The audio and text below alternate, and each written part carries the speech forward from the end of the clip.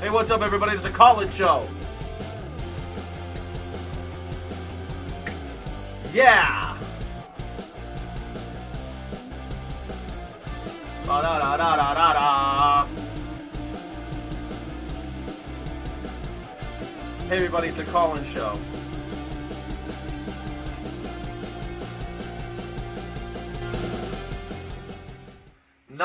Nice. Welcome to the show. This is the Colin show, the Pick Your Battle show. Melania is converting to Islam. And it's hard to believe, but you know it was bound to happen. It's the hottest new religion, and it just makes sense. It just makes sense that she would convert to Islam. And it's happening now. Hey, may the 4th be with you, Kathy Skywalker. Aren't you excited that Melania has figured this out? The sound. You got it. The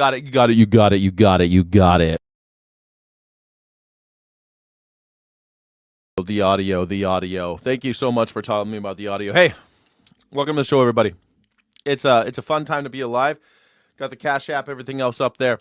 I'm going to go ahead and pin that comment that I did. Let's pin that. I'm excited about everything that's happening in America, everything that's happening right now. It is really exciting to have everything going on, and Melania is finally converting to Islam. Aren't you excited? Me too. Hey, thank you so much. Someone's in the chat. Ding Dang Do is here. How you doing, Ding Dang Do? I thought I'd pay you a visit after being gone so long away from you. Thanks for being here. Yeah, long time no see. I like the bait from the email, assuming that I'm the one with the thin skin. I like that, Sky. You're a really funny guy. You're a real funny guy. Let me ask you a question real quick. Sure. You think you're a funny guy? Do you like the? Did you like the parody of Alex Jones they put out right after they took his show off the air?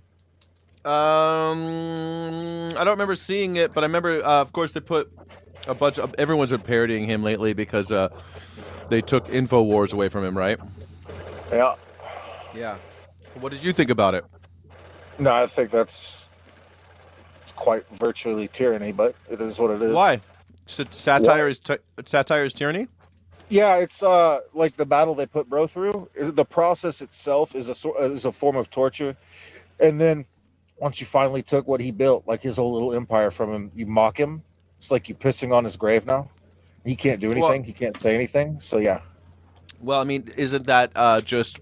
If it's good for the goose, it's good for the gander. Isn't that what he did to the families of Sandy Hook? He had people and his minions torture them. He shat on the graves of their children. Well, I mean, if it's bad when it's happening to Alex Jones, then it was bad then, right? You might be right, but I mean, telling someone that they're a bad person, making fun of someone for doing what he did is a lot different than literally saying that these kids didn't die, that these children weren't dead. It's a very different thing. But even if it is, am I supposed to feel sorry for Alex Jones now? Is that what are you trying to say? Well, I mean, it's like, is it a big deal to say a bunch of kids didn't die that died? Yeah, it is, especially. I think it's a kind of a big deal that you say that a bunch of kids who died didn't die, and that they're liars, and that they're working for, I forget who he said they're working for, the CIA or somebody, and that you should go to their houses and shoot up their cars and do weird shit, because that's what happened. People shot at them, at the parents of these children. Their children died, and then Alex Jones followers shot at them. Am I supposed to feel sorry for Alex Jones? I would at least feel the fear of what could possibly happen to you if you ever came across whatever machine sets the narrative. Sure, so I mean, we all live in fear of that. I mean, I'm in fear of that. Okay. I've been called a terrorist for a big chunk of my life because of that. But well, I mean, but there's a difference between being called a terrorist and then being treated like a terrorist. Well, so the difference being a $6 billion, fee levied at you because you said some words online. And the $6 billion was, let's put it into context. The $6 billion was to destroy his company, which was being used as a tool to was it used as a tool on January 6th? He was there on January 6th, screaming at people, telling them to storm the Capitol. So you're literally just going to say whatever the fuck you think sounds roughly true then. It's not roughly you were true. These are literally facts about Alex Jones. Why are you Okay. defending Alex Jones would be a better question. Why would you defend someone like Alex Jones who's on record saying and doing some of the most vile shit? I mean, Right. should I say But the things that he's warned us about, all of that bullshit about the PBA, or the forever chemicals, and the fucking the juice boxes and the milk and the Bohemian Grove and all of this sort of all of that was, oh, we're just going to throw all of that out. That was his main message. But whenever he steps on a landmine, we're supposed to be like, oh, we got to kill him. Well, Steve, I mean, there's people like there's obvious. Okay, go ahead. There's people like Nancy Mace that I disagree with on almost everything, but then she talks about animal welfare, and I find myself agreeing with her. There's people like Nick Fuentes who says all this vile shit about Hitler being based and all of this, but then he still says some things that I agree with. Tucker Carlson's another one I disagree with a lot. There's a lot of these things where you can agree with people even though you disagree with on everything else. So, I mean, can I say that Alex Jones got it right sometimes, like with the PFAS in the water and stuff? Sure I can. Did he use it to sell crazy crackpot ideas and supplements and all sorts of weird shit? Yeah, he did. He made billions of dollars doing that. So I'm sorry that I'm not going to like treat him like a saint because he got things right from time to time. A blind pig finds an apple from time to time. Right. I mean, a broken clock is right twice a day. The blind pig for finding the apple instead of actually they are punishing him rather openly, like whipping him like a slave. They're taking him out into the square and whipping him so the others don't stand up and do what he did, and that is, of course, tell the truth. I should hope not. I should hope not. Next time there's a school shooting, you're going to go along with the whipping because it's not your skin getting whipped off this time, and he kind of made you mad when he slapped your girlfriend's butt that one time. Okay, so you're just a bitch. I get it. All right, cool. Thank you. How's that? That makes me a bitch, huh? Interesting. It does, actually. Yes, it does. Like, if you're not full entirely behind Alex Jones, just like insanely, you're a bitch. If you don't support Alex Jones, you're a bitch. No. Right? You heard it right here on the Pick Your Battles show, everybody. You are wrong and a bitch. Yeah, sorry. That's it. If you don't agree with everything Alex Jones said, Alex Jones, a vile human being, looked to hurt people, didn't care that people were dying, made fun of people who were dead, and I'm supposed to feel sorry for him because he's crying about losing a company that he weaponized against innocent people? Sorry. I don't feel bad about the Sacklers either. You feel bad about the Sacklers? Well, did they do good things along with the bad, or what? Sure, of course they did. The Sackler family did all sorts of good shit. I mean, after all, they brought opioids to the market. Did the government? Yeah, they went after them. They're trying to take away all their money. They're trying to put them in jail. Some of them, and they belong in jail. Just because you don't get moral license because you did a good thing from time to time. Michael Jackson gave away a lot of money to poor kids. It doesn't give him the right to molest children. Just because Alex Jones got it right from time to time doesn't mean he was a great guy. Okay. All right. Hitler built the Autobahn. Yeah, okay. So essentially, I like that you leave the door open for the power politics to continue existing. That's what I really like. How is that power politics? This guy's a monster, and you're defending him. I'm not defending him. Like, if I'm defending myself, if I'm ever put in a situation like that. Do you get what I'm trying to say here? There's something underlying that. It's like if any of us are in the same situation that he is, power politics makes it okay for what happened to him to happen to us. He was prosecuted. To get around power politics. He was sued by the families of Sandy Hook. He lost his company because of it, because he did horrible shit. And now the Onion bought the name InfoWars and is making fun of him. I don't know why you want to paint him as this victim. He did bad shit. He got sued for it. If you can't see it, well, then that's part of the problem, my friend. I guess I can't see it part of the problem. No, I do not see Alex Jones getting his comeuppance as part of the problem. Just like when Hitler shot himself in the bunker, I wasn't like, oh, poor Hitler. It's kind of like when when they hanged Saddam Hussein, I wasn't like, oh, poor guy. Like maybe I thought that maybe they shouldn't have hanged him. Maybe they should have put him in jail forever. But I wasn't like, oh, poor Saddam Hussein. Poor guy. I mean, kind of with the Saddam thing, maybe a little bit. Yeah, I mean, he's only there doing what we wanted him to do. He was kind of like an employee that got out of line, and we went back and, whipped him up a little bit. That's exactly what happened. He wasn't our boy anymore, so we killed him. But Yeah. hey, you know what? Okay, well, I'm not in a He position to also be gassed the at any Kurds. point. You know what I mean? Okay, Like, but like, what did the Kurds do? I don't feel bad that the Ayatollah's dead. You know what I mean? The Ayatollah's Yeah, dead. I well, don't he's feel bad not. that I don't feel bad that Charlie Kirk's dead either. Poor Yeah, guy. Poor yeah. guy. God forbid something like that happened to you or one of the Hassan Pikers. God, I'm gonna just come in here. You know what? You're gonna be crying on your boyfriend's lap, and I'm just gonna be like, you know what, Sky? I'm not very happy. You know what? I'm glad he got. It was his time. You know what? How the fuck? Did I say glad? I did not say glad. I said I'm not going to cry about it. I'm not going to feel sorry for Alex Jones. I'm sorry. I'm not going to feel sad for these people. It's so funny. You think I'm some fucking liberal that thinks that the KKK should be allowed to have their Klan rallies? No, I don't. No. I'm sorry. I think the ACLU is wrong about that. I used to think they were right about because freedom of speech. Let everyone say their shit. That's what's shocking to me is like you don't understand like the world that you advocated for. All it fucking has is rules, and when those rules you love so fucking much are thrown out of the window at the first fucking convenience, it's your throat that's getting cut, not mine. That's right. The rules. You're the one that's going to be getting it, baby, not me. Sky, you're killing yourself. I'm armed. I'll be fine. And you know what? You'll be armed until you're going to live in that world, bro. There's too many people like me. There's too many people like me who see what you've done as neutering men. What I've done. You have become so submissive. The men of the conservative men are the most submissive people in the world. You guys, you just love your rules. You love submitting. You love joining the military and doing what you're told. You have been neutered by the patriarchy, not by me saying that we're all equal. You have been neutered by the bosses. You have been neutered by the Nick Fuenteses of the world. That's who neuters you. Be a real man and do what you're told. What? That's neutering. You are submissive. It's over and over again.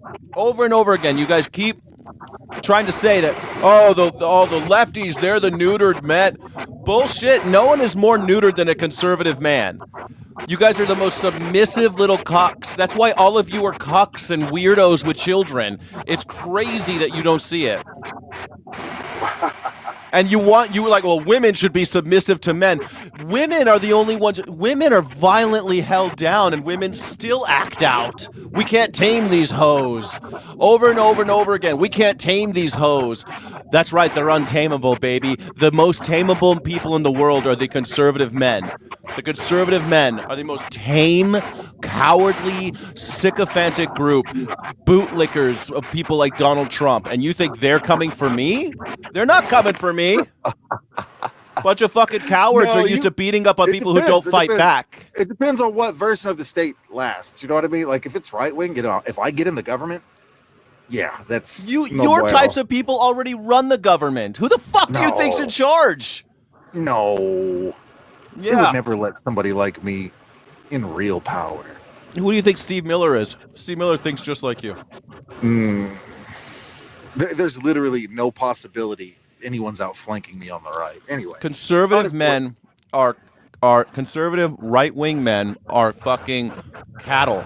You guys are cattle. Do what you're told. Shut up. Listen. Don't speak out. It really is an embarrassment.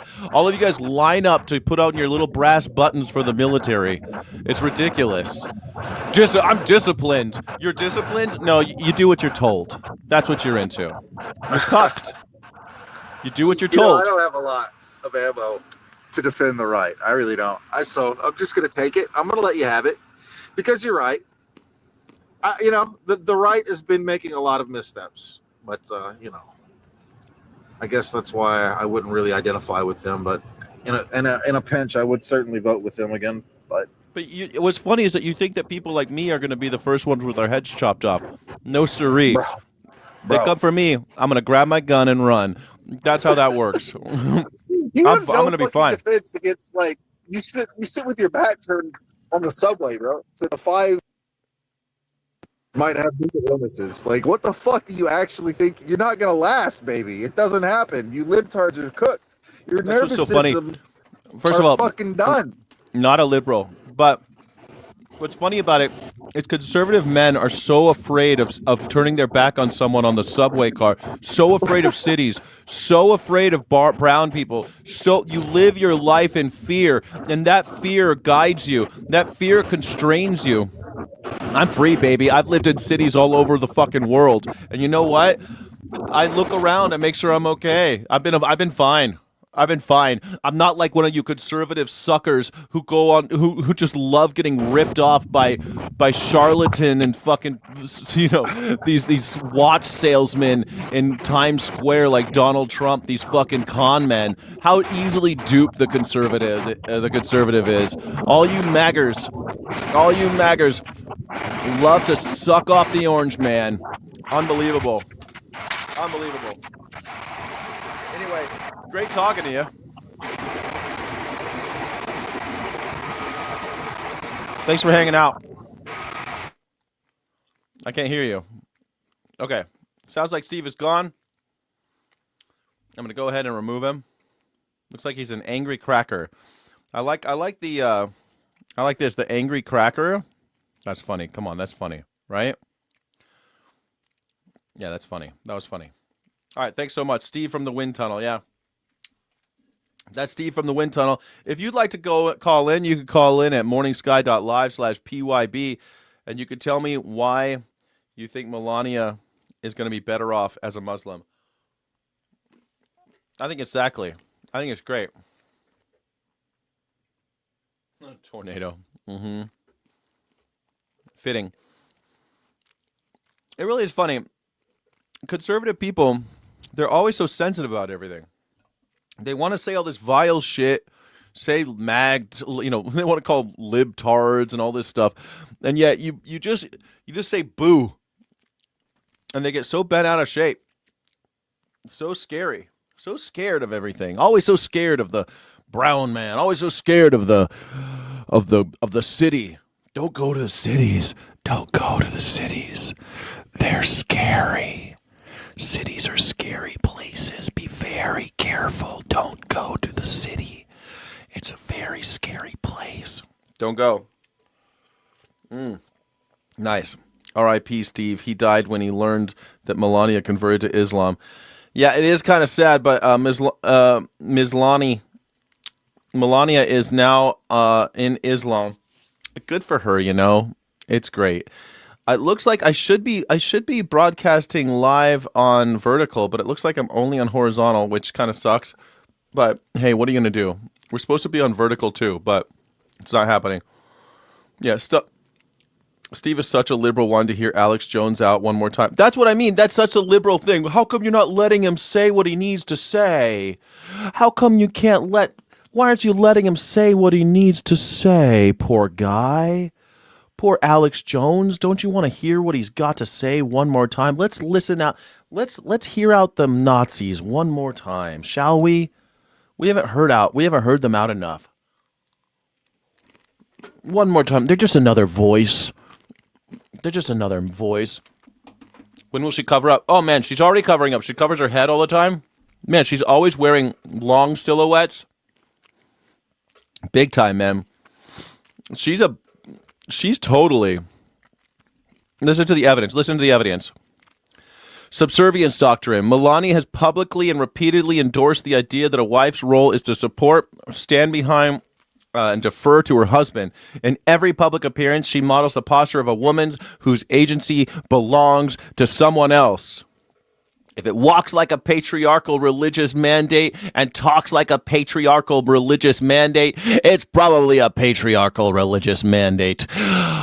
Muslim. Melania is a Muslim. Muslim Melania. They always call Ayatollah Khomeini, they call him the gay Ayatollah. Muslim Melania. Buy Melania coin. It's going to the moon, everybody. She regularly appears in head covering garments, long silhouettes, high necklines, modest couture. And most significantly, when she visited a mosque in Riyadh, she covered her head voluntarily and without complaint.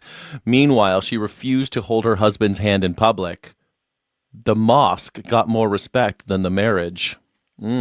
Farrell Wittgenstein, welcome to the show. How are you? Skyjack, can you hear me? I can hear you loud and clear. Welcome to the Pick Your Battles show. How do you feel about Melania converting to converting to Islam? I think we should move on from this silly nonsense and get to an actual battle. Okay, tell me. All news is gossip.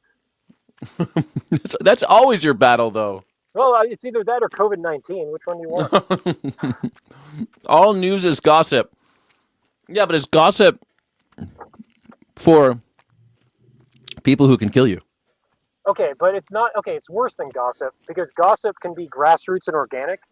Whereas I think you would grant that all news that makes headlines has been filtered through several layers, been selected by several people in vast positions of power. So what you see is what they want you to see. It's interesting the "they" part there. Well, okay, call it the corporate ownership of AP Reuters. Yeah, I mean, it's. I think it's even worse now because of algorithmically you're being kind of guided down different rabbit holes. So even if you get to like some of the more esoteric or extreme content or whatever, it's usually because you're being funneled into it, and it's already like your bias, you know. But I think that's post hoc to what I'm talking about. I'm saying the headlines that are funneled into such an algorithm are developed by and selected by the powers that be, and so they what you see is what they want you to see. Yeah, I mean it definitely is, but then that's why you have news analysis, which is like, for example, today I was really interested in Guido. What's his last name? His last name's some German name.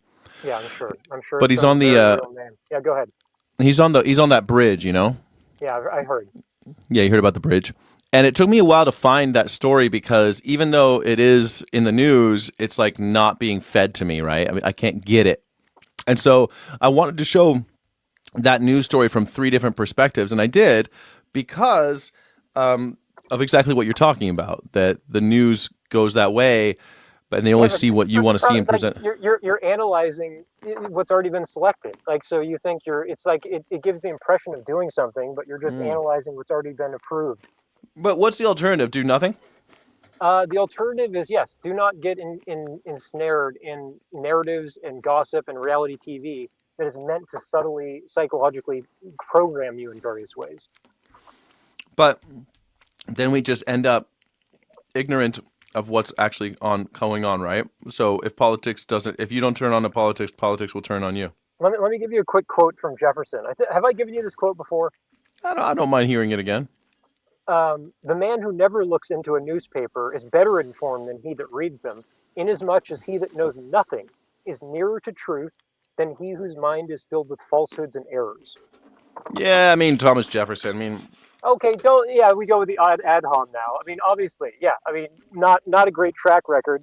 I'm not. I don't know. I'm not going to take everything, and not even just Thomas Jefferson. Slave rapist and everything, but Thomas Jefferson, a guy who didn't know what yeast or bacteria was either. You know what I mean? Like, I mean, come on, that's very unfair. It is, but 250 years ago, I'm not going to let his doctrine about the news being only for stupid people affect me today in the 24-hour news cycle where I'm constantly. No, but if it was true in 1808, it is 1,000 times more true today, where consolidation has made all of these companies much more refined and much more scientific with their propaganda. So that's the point. So your point actually cuts my way, right? If it was that way in 1808, it's 1,000 times worse today. It could be, I suppose, but again, the man who knows nothing back then would be really doesn't matter back then if you know nothing, right? If the man who knows nothing knows more than the lies in the newspaper is what he's trying to say. Yes. And this is, of course, a man who was always embroiled in controversy and scandal, especially like his very public feuds with Adams and all of that. So he certainly had a whole fake news type of vibe when he said shit like that about the press. But at the same time, if you're in, also he's a president. I don't trust presidents anyway. All presidents are fucking liars who hate the press because they hate being called out on their shit. But who else is supposed to call them out on their shit? And maybe we need that gossip because our leaders are taking our money and killing us. Maybe when I was in 1808 and I wasn't a landowner, and the Senate was, the Senate was elected by the state legislature and all of that, then sure. I mean, why do I need to know anything? I'm just a farmer, I'm just a sharecropper or whatever. But again, it's like, so here's my point, right? And I think this is what Jefferson was saying too, is that if you are taken away psychologically into all these narratives, these external narratives about X, Y, Z, that I mean, do we agree that they're selected by the powers that be, the headlines? Usually, I mean, they're selected, but that doesn't mean they're not happening. Wait. Usually, so you're saying there's grassroots news? I'm saying some stories break through. Yeah. I doubt it. I mean, but even if I grant you like a minority, we'd agree that the vast majority is selected by the powers that be. Yeah, I mean, we see it, right? We see it with protests, right? You do it like the stories that you see about animal rights. Like, for example, if I run out into the pitch and say something about the monkeys being tortured at University of Massachusetts, now something happened at a baseball game, and people ask, well, why did that guy run out? Oh, it's because of that, about that guy torturing monkeys at UMass. Well, that's not a story they selected. That was a story that was foisted upon them, right? Oh, sure. So, yeah. So it does happen. It could happen, but that's like a one-off. I mean, I could get I mean, the newspapers are so corporate these days. I mean, you can get a press release for just about any product into a paper, right? I'm not. That's great. I grant you that. Like, yes, you can here and there, add a little one story, one little column here, one little mention there. Yeah, I mean, that's the sad part is that then that story might just be mentioned. Might just be mentioned in passing, and that doesn't actually get any real coverage. So the selection process is real, but that's why, again, you need analysis, people making sense of it all, media literacy. Well, I don't know. I mean, so I was going to say that those exceptions are not only exceptions, but they're also not given full power, not given repetition, not given day after day after day analysis and headlines and re-headlines and this angle and that angle and this revelation. Right, and that's how it gets pounded into the frontal lobes of the populace, right?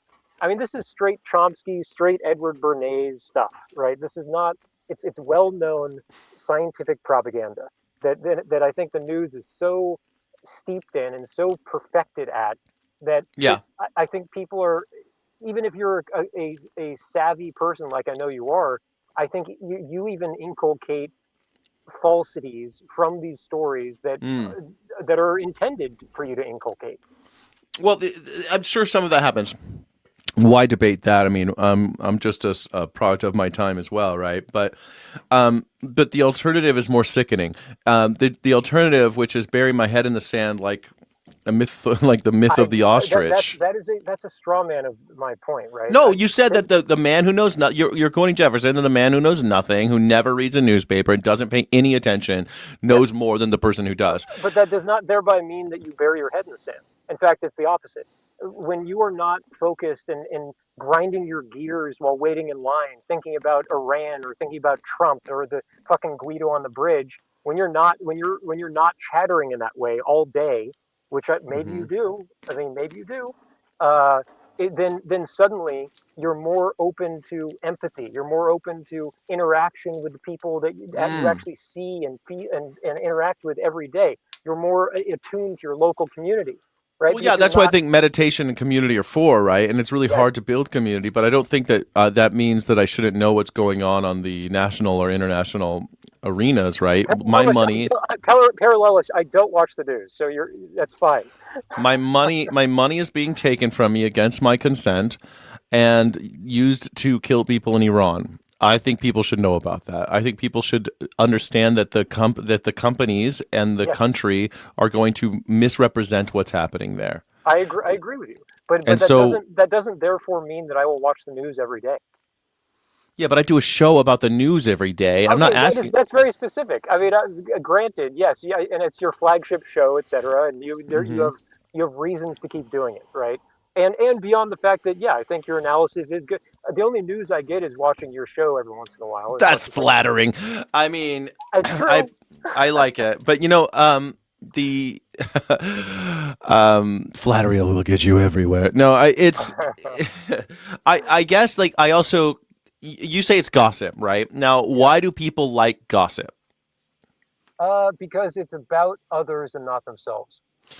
Yeah, and also salacious, right? It's like it's kind of a dirty little secret we like to share in public. Like I think that's why we like to throw rocks at metaphorical rocks at celebrities and I think stuff, it comes right? back to like prey animal times, because I There's think something about it, right? I think when the predator captures, like, gets another member of the herd and eats them, you watch because you're safe. You're not them. Ooh, that's interesting. Hold on a second. Thank you so much, Crazy Jackdaw, for supporting the channel, the Skyjack Morgan channel. This hour brought to you by Crazy Jackdaw with 3 green hearts of courage. Please put 3 green hearts of courage or an emoji from the If You're a Sky City Rebel in the chat to thank Crazy Jackdaw for once again supporting a whole hour of content. Thank you so much. I appreciate you very much, Crazy Jackdaw. You're amazing. Once again, this hour brought to you by Crazy Jackdaw, all the way from Scotland. So, all right. All that I think is true, but I just speaking of Scotland. Sorry to cut you off, but I got my poetry collection published in a Scottish literary journal. So, hey, that's she might know it. Maybe I'll put it in chat. You should. What I wanted to say was, okay, so we have these things where you're right. Maybe it is like, I love that idea that it's like we like someone else, some other prey animal is getting torn to shreds and it's not us. There's something kind of like something natural about. I like to think it's also we like to use our words as weapons and as defense. We like to use them as battle weapons, and we like to see it on display. It's almost like a sporting event to watch words hurt somebody and have the word play defend somebody, because that's what inevitably happens, right? We have people who attack Britney Spears, and then Britney Spears puts out a statement saying, well, this is actually what happened, and then we love to see that back and forth. It's almost like a sporting event almost, and language being like our main weapon, right? We love to see it. We love to see it on display. So at the end of the day, though, isn't that what politics are, except with higher stakes?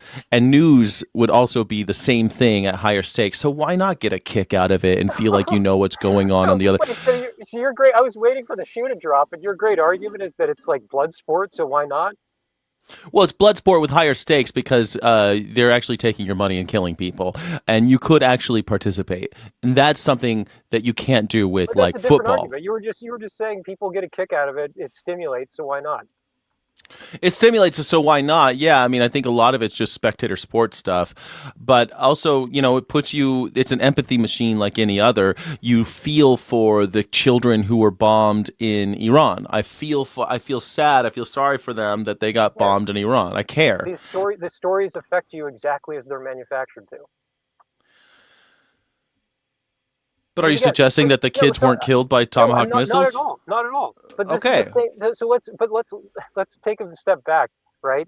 What is the news? The bread and butter of news is violence, murder, kidnapping, sexual assault. Like, all this stuff is what they love, right? This is what. If it bleeds, it leads, right? Exactly. But generally, you definitely see the movie Nightcrawler, by the way, with Jake. I have. It's great. But I mean, what you're talking about is like liberal media bias, where there's a little bit of liberal media bias because it generally will show you what is wrong with the world. It's going to show you if they just came out and said everything's great, then it really wouldn't. Right, of course. But that's my point, right? So it's like their bread and butter is, as you say, bleeds, it leads. It's all violence. It's all like anger, friction, bombings, all this stuff. And I'm not saying these things don't happen. Of course they happen. But the fact is that a worldwide media source, news source, reporting on every exception exception to the rule of peaceable, friendly, empathetic people, which I think the vast majority of people are. Millions of people live next to each other in total peace, right? But the news gives this impression that the world is violent, angry, malevolent. Everyone's out to get you. There's a serial killer behind every door. There's a kidnapper in every car. Well, I don't know about all that. I think you're painting a pretty extreme picture of what the nightly news is. No, I don't think I am. I think if you look at nightly news stories, they are mostly danger. Well, sure, because they're going to tell you what's wrong with your neighborhood, like the shit that went down, right? They're Yeah, but usually not just your reporting. neighborhood. Not just your neighborhood. They're going to talk about your neighborhood, maybe. Then they're going to talk about whatever your state is, then whatever the country is. Then they Yeah. talk about international. And so you're talking about all these extreme exceptions to the rule. And the rule, again, is that most people are just fucking good people. Most Yeah, but people they are know empathetic and people friendly. know that. That's almost like you have a relief. You're like, thank God that's not me. Wow, I better be careful lest that become a news story. Hold on one second. NF Coin, thank you so much.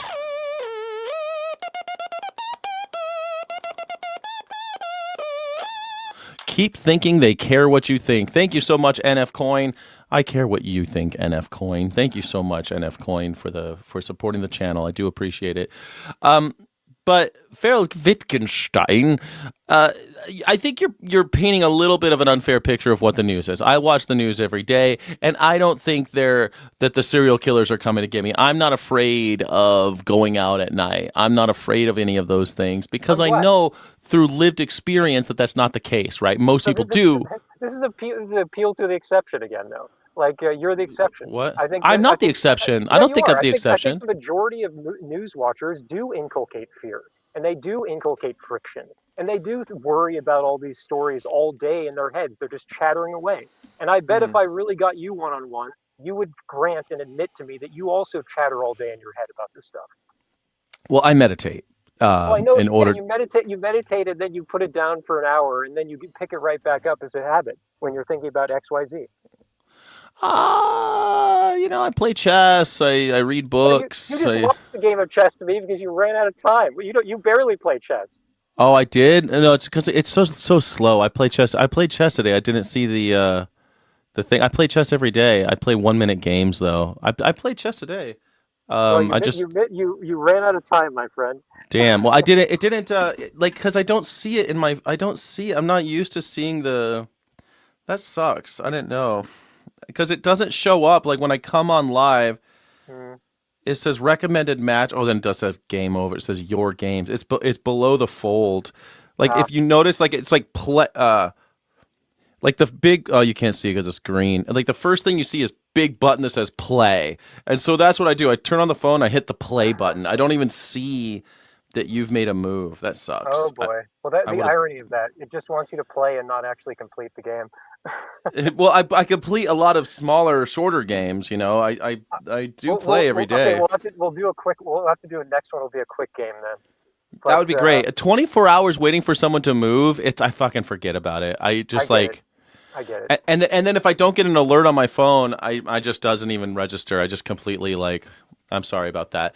But at the end, a bad UX UI. It is a little bad. There's a lot going on the opening screen. There's puzzles. The first thing you see is puzzles, a recommended match, and the big button play. Yeah. And so I just hit play. I like and then chess better. But if I scroll, I see that I've lost a game to you. It's game over. I think it was a glorious victory on my part. That proved it was. Better. You won. You take it. You won on time. That's great. But right to the point. Again, I do think that to the average person, to the populace, news puts it at a fear mode. Again, to your point, people in fear don't have kids, right? It puts them in a fear mode. It puts them in a tribal mode, right? Because there's a left-wing news and there's a right-wing news, and they have a totally distinct version of any given event, right? That's true. There's a left-wing version and a right-wing version that all of their sources and all of their experts saying it's true. So that means that people that interact with that imbibe their left or right news will never meet. They will always conflict. They will always be at friction. And so you have a perfect divide and conquer system where you have 50% of the population believing one version of events, you have 50% believing another version of the same event. Yeah, but they will never combine into a unified force. But I know you're saying this is a straw man, but it sounds like you're suggesting that if you want to be without fear and have children, then you should put your head in the sand and ignore the things that are legitimately fear-worthy. A lot of these things are legitimately scary things. The threat of global catastrophe, the threat of climate change, the threat of my gas prices going up even more than they already are, the threat Here's the point, Skyjack. I do as much about these things as you do, and I don't watch the news.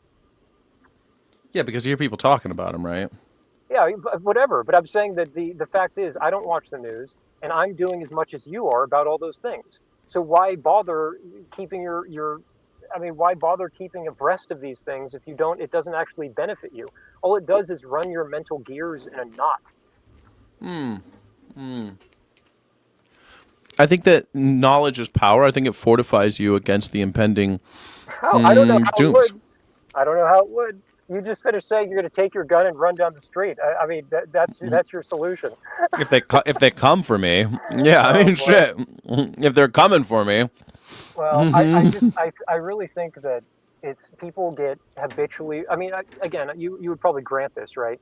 People get habitually wrapped up into their daily news intake, and then they're thinking about it all day. That's what they talk to their friends and family about, and then by the end of the day, the end of the year, that's all they've imbibed, all they've lived. They haven't lived life. They've just been participating in this grand reality TV show with all these plots and all these characters, these villains, these heels, these baby faces. It's all just wrestling. is a lot of that, right? For sure. I mean, my mom always said that politics was show business for ugly people, and Right. so yeah. I mean, Politics there's work. Yeah. yeah, politics, yeah. But it's interesting. I don't know that people are consuming news the way you think. I think most people are consuming it on TikTok and stuff. Other people talking about these things. They're usually getting it in a contextualized form these days. They're not like sitting down and reading the paper. They're not waking up and watching. Dangerous. That's right, more dangerous getting in a contextualized form. Maybe. But they're not like waking up and watching the news. They're getting I it agree kind with of that. throughout Yeah, the day. It's not like the old days where you wake up and watch Good Morning America for 3 hours and then head off to work. You know what I Tonight mean? on 60 Minutes. Yeah, right. Tonight on News at 11. I mean, I Yeah. think that people might still watch the local news. I think that's still a thing, but it's like a half an hour before they watch something else. It's like there's a half hour gap between this and that, and they watch the news for 30 minutes about what's going on in their. They watch the weather, they watch, so and so was killed on this block. Oh, that's horrible. The church down the street was shot up again. Oh, man, we should do something about that. Like, you can actually do something about those things. You can actually show up to City Hall. You can actually join that conversation. And public sentiment does change the actions of politicians. It does. It works.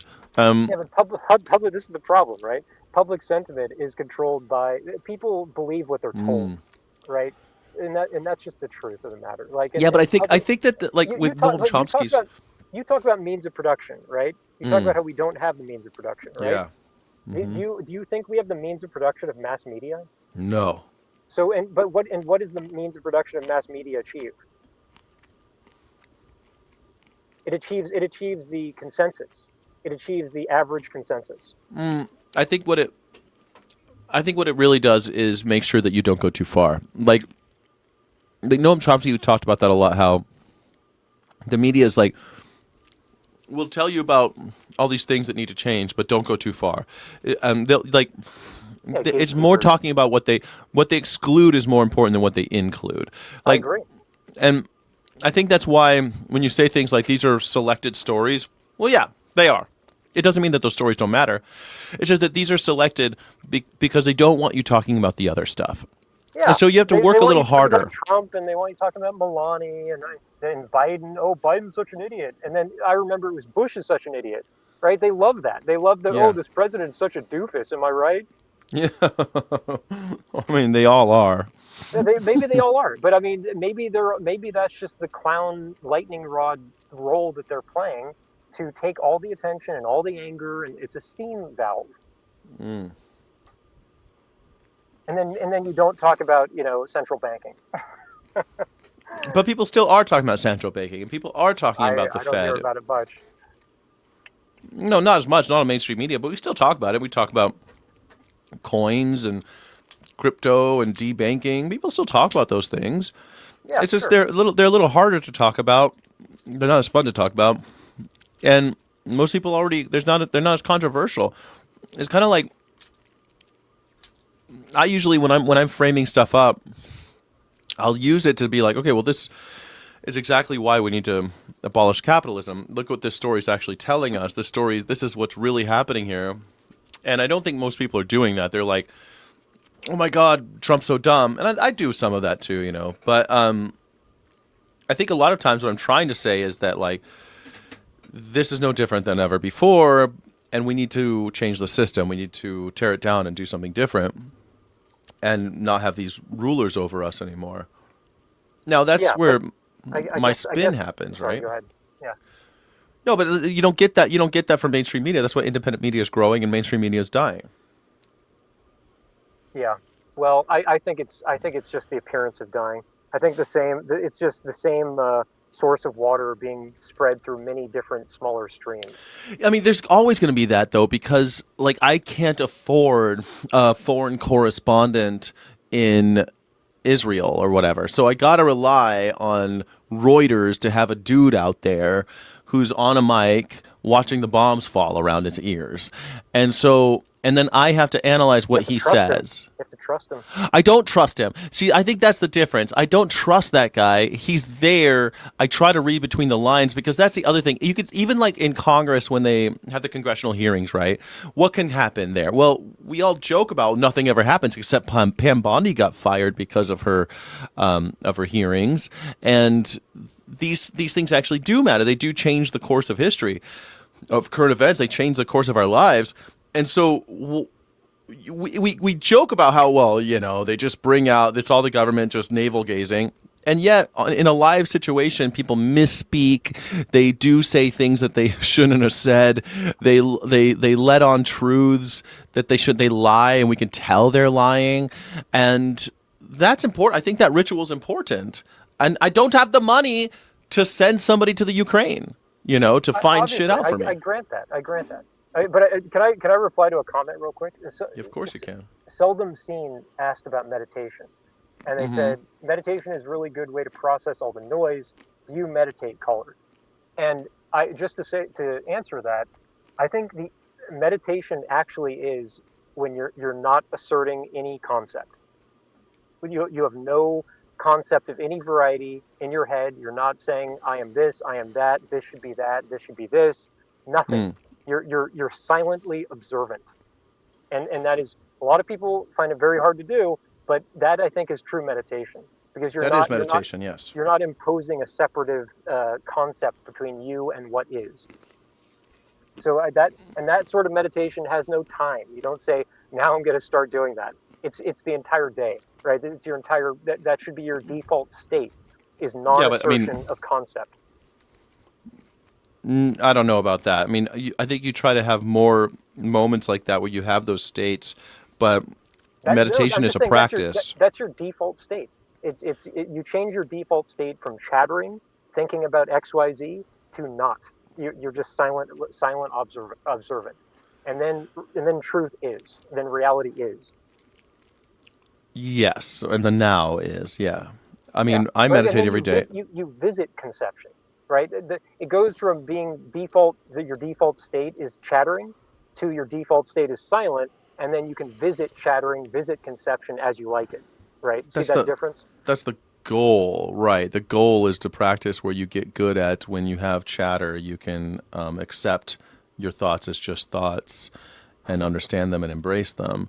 But through times of distress or turmoil, you might have intrusive thoughts or things that are very hard to kick in time of grief, sure. For example. In time of grief. But you're diminishing it by calling it chatter. And I don't think we're living in a time of chatter. I think we're living in a time of deep despair and fear. And I don't think that's the mainstream media. I think that it's truly existential threats around the corner every day. And boy, you sound like you watch a lot of news. Yeah, I know, right? I do watch a lot of news, but these events are still taking place, and I don't want to have. I do care about justice. I do hunger for it, and I do think that an injustice anywhere is a threat to justice everywhere. And when I see injustices over and over again, it does put me on edge, and I have to sometimes remind myself that I'm here, I'm now, I still have the freedom of speech. I still have the ability to care for others. I still have the desire and ability to do those things. and right now I'm safe. Sometimes you have to remind yourself that right now you're safe, and that's difficult, you know. I don't think it's just chatter though. Chatter seems like it's just such a funny little thing. It's a funny little word, It but is to me chatter. It is it's chatter, I think. I guess yeah. I don't think it is. no, I but think it's it is. It's subjective, cultural, linguistic chattering. Like when you think, you're literally thinking in the Queen's English, which is an inherited symbolic language, which is completely it's like tinsel. yeah. But look how people when people are living in areas of squalor and you know in these we've seen high pressure environments, high control environments, and yet they're destitute. People who live in inner cities that haven't been cared for, and dilapidated walls. There's rats in the street. People start to feel despair. And I don't think that's chatter. It's just they're observing their world fall apart, and they know that just them as themselves, can't fight the decay, and the people who are supposed to be fighting the decay on their behalf are asleep at the wheel or just are complicit. So that observation isn't just chatter. That's just an acknowledgement. I'm not saying you shouldn't. If I saw someone assaulting someone in front of me, I wouldn't think that was like a chatter that I should ignore, or like, oh, I'm beyond it, like parallelist keeps trying to say I am. But right, no, I mean, you react to what's in front of you. You react to danger. You would defend someone that was hurt. You would defend an animal that was being abused. All these things are true. But again, I'm saying that it's a bit of a two-card Monty game when that empathy is taken over by AP Reuters and news organizations that tell you what you should be caring about this, or you should be caring about that. That is the hijacking of that natural empathy, and it goes through this level of doctrinal, oligarchical filtering. So your empathy is being directed to something that's been made, like a movie or like a script. I think there's a lot of that going on. I just don't think that's all that's going on. I mean, if you are living in an area where you see the world falling apart, you don't know what to do about it, it's just as human to say, I need someone to share in this reality and show me that they're also seeing the same thing I'm seeing. And what are we going to do about it? Has mainstream media betrayed us? Has it let us down? Has it failed us? Yeah. Has it brought us into every fucking war in the last maybe 200 years? I know. I think that the Lusitania, Pearl Harbor, the Spanish, well, the USS wars, Maine, the USS the wars. Maine. I mean, come on, they love this stuff. They always Vietnam. I mean, the media was blamed for us losing it for a long time. The wars in the Gulf. After they started it with the Gulf of Tonkin. It's like they start these wars with their extreme headlines, and then like Iraq was supported by media. Like they really are, like the weapons of mass destruction for how many years? Yeah, but I remember that going on, and there was just as many people in the media saying there are no weapons of mass destruction. There's no evidence of this, and that it seems like the president's lying. I remember that. There wasn't just like, let's go to war. It wasn't everyone on the same page when we went to Iraq the second time. No. Well, I mean, we could get into the specifics of that, but I mean, maybe we disagree. I mean, maybe you think the media is more benevolent than I do. I don't think it's benevolent. I just think, first of all, I think it's insufficient. I think it's oftentimes detrimental. But I don't think that's all it is. It's like you want to make it. I think there's a lot of propaganda out there, and we need media literacy, but we don't have it, so it just continues to bat us down. But I don't want to throw the baby out with the bathwater either. I'm reluctant to just say, well, a pox on all of it. I don't want to do it anymore, But let me ask you. I got another caller. Do you do you want to read a poem? People are asking about a poem from you. I tried. I didn't. I couldn't quite pull it up because when I go off this app on my phone that I'm talking on, it like turns off the app. But maybe at a future date. And I appreciate the interest. But yeah, and again, it's like to parallelish. Yes, I am reacting to the chat, and that doesn't mean it's hypocritical. You can talk. You can visit conception. I'm just saying your default mode should be silent observation.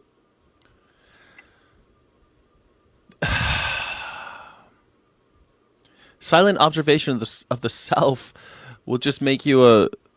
Well, I guess if you subscribe to this idea from Thomas Jefferson, then you don't think so. But I mean, if we just are silent and thoughtful and navel gazing, then we're never going to.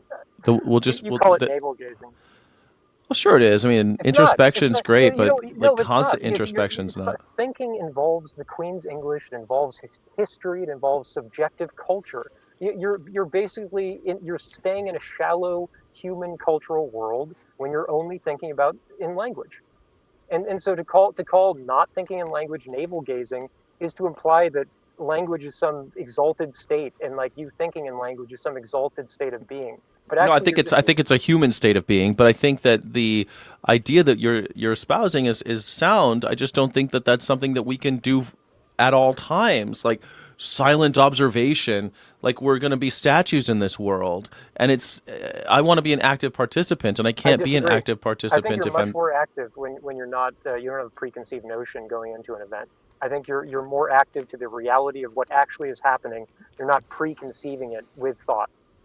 But you're advocating for willful ignorance about the events by ignoring that they're happening, by not engaging with the media landscape at any level.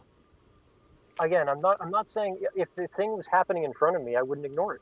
I'm saying that the only thing I'm critiquing is the oligarchical filter between the thing happening and your reaction to it. Right? I'm not saying, again, if there was something happening in front of me, I would react to it as you would, empathetically. But if I'm critiquing that there's this news headline, there's editors, there's owners, there's shareholders, there's probably intelligence services in between that information, that happening, and how I'm perceiving it. Yeah, but a school full of kids still got bombed.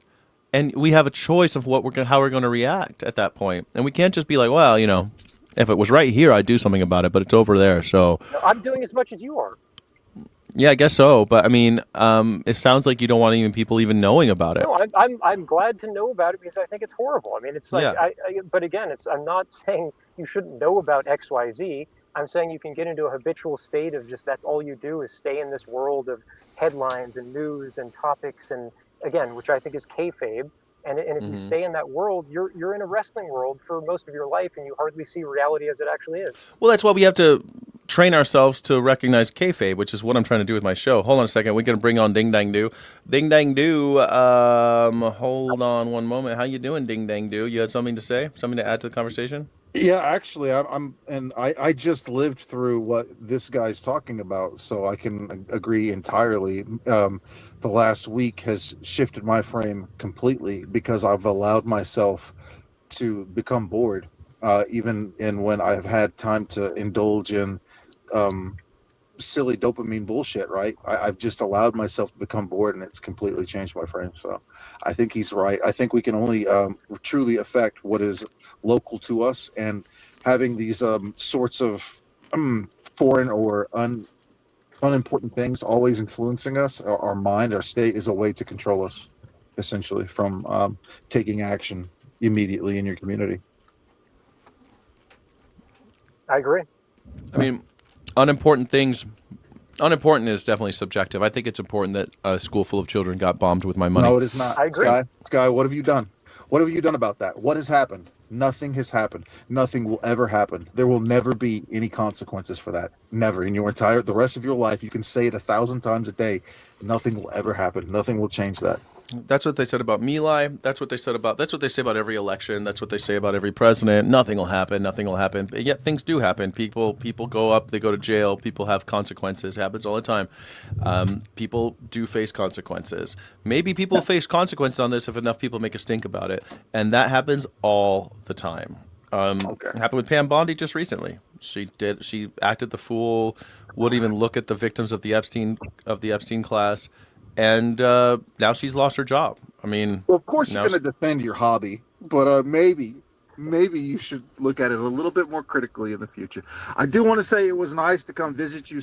I visited your show 3 times. It spiked my cortisol 3 times. I can now feel the cortisol in my blood because I can now estimate the amount of that hormone that's building up in my blood because I allowed myself to become bored. It's a superpower. I'm gonna. I guess that's what meditation is. Meditation really is allowing yourself to be bored. But I mean, the idea is to casually and intently observe in silence, like what you guys are, what Farrell Wittgenstein is saying. I just don't think that I can live my life in silent observation. I want to be an active participant. I can't do that. I was going to say, like, you earlier, you got me on that one. When you were shitting on the right, and I was like, God damn it, am I really glued to these fucking assholes? Like a Mark Levin. Am I going to go to bat for Mark Levin? You're shitting on him, rightfully so. You're right. Okay, got you. But then it boiled down to, basically, this cocksucker thinks he is more masculine than me. That might be currently the case. Who, Alex Jones? You look a little, no, you think that the left is more masculine than the right on Moss. This is what you acclaimed. Hold on, I'm sorry. I'm going to interrupt because I'm going to leave. But thank you for the chat, and Ding Dang Do, thank you for your chat as well. And be well, everybody. Thank you. Everybody should have a good day except for Parallelish. That's what I think. Oh my God, you fucking guys! Everyone's mad at Parallelish today somehow. Okay. So your base claim was the left is more masculine than the right en masse. No, I didn't say masculine. I said the conservative, the right. Conservative is a little too much of a wishy-washy word, but the right-wing male is the most subservient demographic in America. We fit ourselves into hierarchies quite well. I would say they're subs. Yeah, they do. They love doing what they're told. They love showing up to work on time. They love. Okay. Fine, sure. All right. They love being subservient. They're subs. Okay. And what's funny is that what they want is a subservient woman. But every time you try to subjugate women by violence and all, like women they keep acting up. You keep trying to put them in a hole, and the women keep acting up. Huh? God, they be misbehaving, bro. Yeah, they always be misbehaving. Well, maybe men should learn how to misbehave and stop being such little bitches.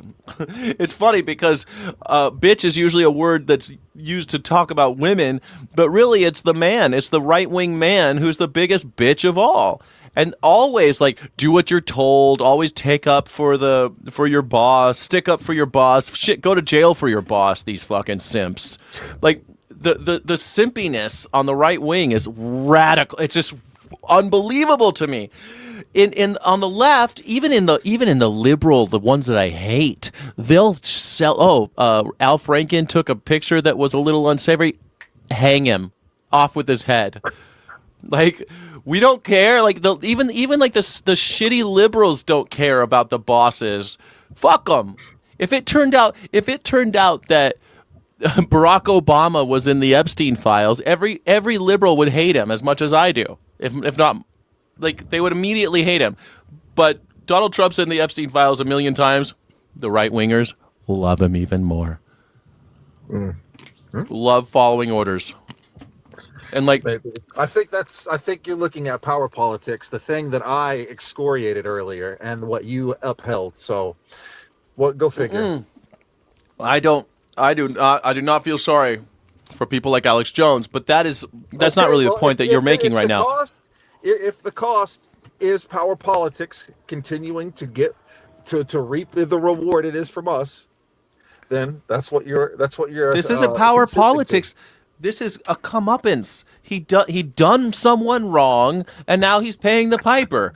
What the fuck? Like, why is it that every time a right-wing person has to pay some fucking consequence, in fact, any time a white man has to have any consequence for his actions, come on. Oh, poor guy. Oh, Louis it couldn't Farrakhan, have happened to a better. I was just when Louis Farrakhan had his shit taken off of Facebook. I thought it was so it doesn't matter. It's just if they're anti-Semites, then you're mad about their being Deplatformed. Got it. You only care about the anti-Semites being deplatformed. Well, I mean, if Understood. you're an anti-Semite, you're very close to reality. So why would I not So, there you go. automatically have some affinity for that? Now we're down to it. It's not about race. It's about anti-Semitism. Louis Farrakhan, Well, why one of the not? most vocal anti-Semites in the history of America. You're upset that he was deplatformed. God I rest was. his soul. He's dead, right? I think he's dead. Rest in peace. Rest in piss, Louis Farrakhan. Either way, these are American icons, dude. You can't just throw your own fucking people under the bus just so what? The fucking Chinese. Oh, no, TikTok he's can take their alive. life space? Louis Yeah, he's still alive. He's in Farrakhan. good health. Yeah. He's 92. Yeah, he's like, but he looks like 70. You wouldn't know. Black don't crack, they say. So That's what they do say. But Yeah. maybe it's because he didn't eat any pork. you know what? I believe it. Could be just no pork. Maybe he just ate right. Anyway, Judaism sucks like all religions, says Paris Kitty. Sure. Listen, man, I'm sorry that your anti-Semites are being just deplatformed. I don't care. I just don't care.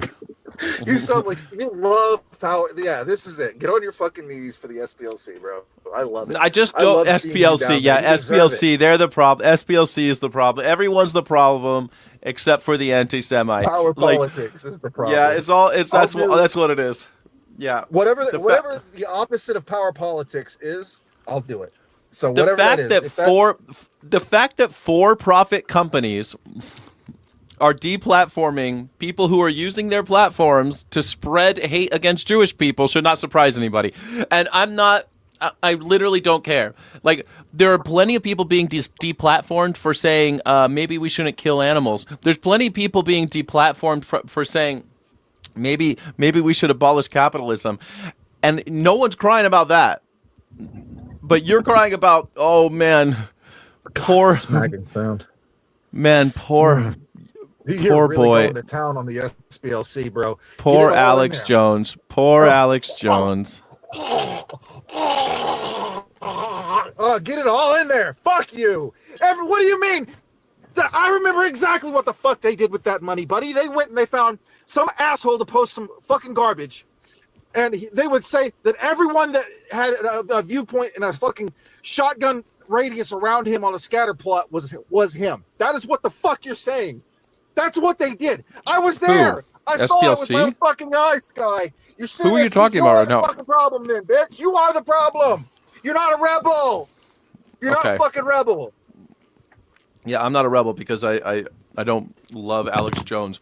I don't know who you're talking about right now. I think you're talking about SPLC I know or something. exactly. Brother. Okay. Mm-hmm. My girlfriend. You are more important. Saying that you're being No one- played and you know it. I think you either don't know it or you don't care. I'm being played by whom? By the people who love to use power politics to keep themselves in power. That being the SPLC being a perfect example of one right now. That they used power politics, and then you know how they did is because when they defended themselves, when it comes to them how they defend themselves, they use the words of power politics. They use the same type of defense that Donald Trump would have used or a Democrat would have used to defend themselves. What does whenever they SPLC? get caught with their fucking dick in the child or whatever. SPLC is under investigation. Go look at how they defended themselves. So they're under investigation, right? Yeah. And if they're found to be guilty of the things that you're saying, what do you think should happen to them? Just probably pay a fine, I guess, and be disbanded, or just have their reputation run through the mud. I would think that would be fine. So treat exactly the way Alex Jones was treated after his. Okay, but he's our god. SBLC is the fucking one is the whip, and one is the person being whipped. And you might not see it that way. You might not see it that way perfectly in your eyes, but there is a whip and a fucking whippy in the situation, right? You and I, we were being whipped by the SBLC. You might have liked it. I didn't quite like it. Alex Jones was not whipping us with his bullshit. I'm not He was being just I'm not being whipped by anybody. Okay. I just don't feel sorry for it. I can hear an echo now. I don't know why I'm being. I can hear myself talking. I can't have this conversation. Copy. But But at the end of the day, if SPLC, the Southern Poverty Law Center, if they're guilty of all the things that they say they're guilty of right now, maybe they will have to pay a fine. Maybe they'll be disbanded. You never know. Maybe they'll lose their 501c3 status. That would be really hard for them. Alex Jones was a for-profit company making billions and billions of dollars selling garbage to dumb people while spouting off about how Jews run the world and Sandy Hook was a fake, that those kids didn't die. He endangered many, many people. And then when it came time to do an investigation, they did an investigation. They tried him in a court. They didn't try him. They sued him. And it turned out that he was guilty. And he was adjudicated. And he lost his company because he did shady shit. If you do shady shit and you're hurting people, then there should be consequences, right? That's the situation. Oh, don't forget about the frogs. Yeah, sorry. I almost forgot about the gay frogs. Don't turn the gay frogs gay. Also not a fan of Jones. Yeah, I don't know why everyone is so nervous about ALC. I'm sorry, not ALC. SPLC. SPLC. The fuck? They're under investigation. If they did it, they did it. Same thing with those fucking people in Minnesota. It's so funny because it's like, okay, they caught those people in Minnesota doing some fraud. Great. They should definitely do something about that. But then when Alex Jones gets caught and investigated and punished, oh, how could you do this to my boy? Like, I don't know why you guys can't be consistent. Why can't conservatives, why can't right-wing people just be consistent?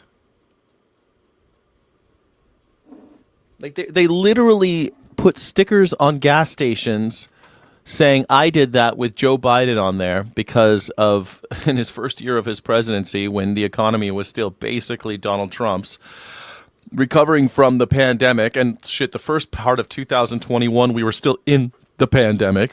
But whatever. The pandemic was still very much a problem in the first part of 2021. Gas prices were going through the roof. And these fuckers put stickers all over the gas stations. They vandalized gas stations with stickers. I did that. But now the same thing is true. Donald Trump literally is causing it, single-handedly causing the gas prices to go up. And by bombing Iran and closing the Strait of Hormuz, and yet no stickers. They love Donald Trump. They support him, and they support him regardless. Why can't you be consistent? I'm consistent. I think Barack Obama sucks for spying on American citizens. I think Donald Trump sucks for spying on American citizens. I don't know why spying on American citizens is okay all of a sudden. Because he's your guy? Like, that's what Steve just said. Yeah, but Alex Jones is our guy. Well, he's not my guy. He ain't mine. I hope he rots in hell. I hope he dies. I hope he gets a coronary. I hope this piece of shit falls over dead from natural causes. Natural causes. I don't want someone to harm him. But if he drops over dead tomorrow from a coronary because he drinks too much whiskey and he smokes and he's fat and he's always angry and he's screaming about how everyone else is the devil, yeah, man, fine. Drop over dead, bro. You do us all a favor. It's all right. I don't think anybody else should do anything to him, by the way. You're more punk than I am? No. No, I'm sorry. You're not more punk than I am. That is not possible. I'm sorry. I'm an anarchist. You're a... I don't know what. You're just an anti-Semite who is sad that anti-Semites are being punished for being anti-Semites. You just like anti-Semites. I just don't. It ain't that hard. Anyway, Melania is converting to Islam. That's the story of the day. I'm pretty excited about it. Her party wants to end women's suffrage. She is the face of and first lady of political movement whose vocal constituency, including elected officials and influencers, has openly questioned whether women should have the right to vote, arguing it arguing it disrupted natural social order. Remaining in that party without public objection is, by Republican logic, an endorsement. If you are a Republican right now, you are endorsing the party of ending women's suffrage. His supplements are really working for him. Yeah, I mean, sure. His supplements are working. I mean, have you seen I forget what it was called, but the documentary that Andrew Callahan did about January 6th? And he did a ton of interviews with Alex Jones leading up to January 6th. That was fun.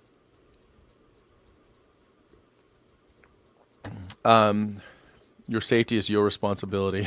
Sure. Is this Melania thing real? The evidence is there. The conclusion is my own. The Epstein connection. Her husband was a documented associate of Jeffrey Epstein, a man who ran a network built on the buying, trafficking, and sexual exploitation of young girls and women. She remained, she smiled, she said nothing. And by this standard, Republicans apply to others. Proximity equals complicity. She was complicit in the buying and selling of little girls. This chat is a tough audience. You'll get up there and chat sometime. You all get up there and chat sometimes. I know people should chat with me. People are afraid though. I'm too intimidating too intimidating. I'm not like Ari the Mermaid. If I were more like Ari the Mermaid, I think more people would. Or if I had little cat ears on, yeah, Parallelish has been on the show. Parallelish has been on the show. That's true. That's true. You can't say that about Parallelish. Parallelish has, in fact, been on the show. Way to go, Parallelish. Every single one of these evidence points... Oh, wait, I have one more. She has never once spoken out against her husband's policies targeting Muslim-majority countries, Muslim refugees, or Muslim Americans. In fact, and this is the kicker, she has said nothing publicly critical of Islam at any point in her life. By Republican standards, silence equals sympathy. Case closed. Melania has converted to Islam, everybody. Not once has she said anything even critical about Islam. Not once has she even considered saying something critical about Islam. It's an embarrassment. It needs to stop. I need blue bunny ears. And I'll sit down here. I'll come down here with blue bunny ears. That'd be good. Like down here, so you can see my ears. Or what if I just, if I did this? What about that? Would that work? What do you think? Would that work? Yes or no? No? Yes?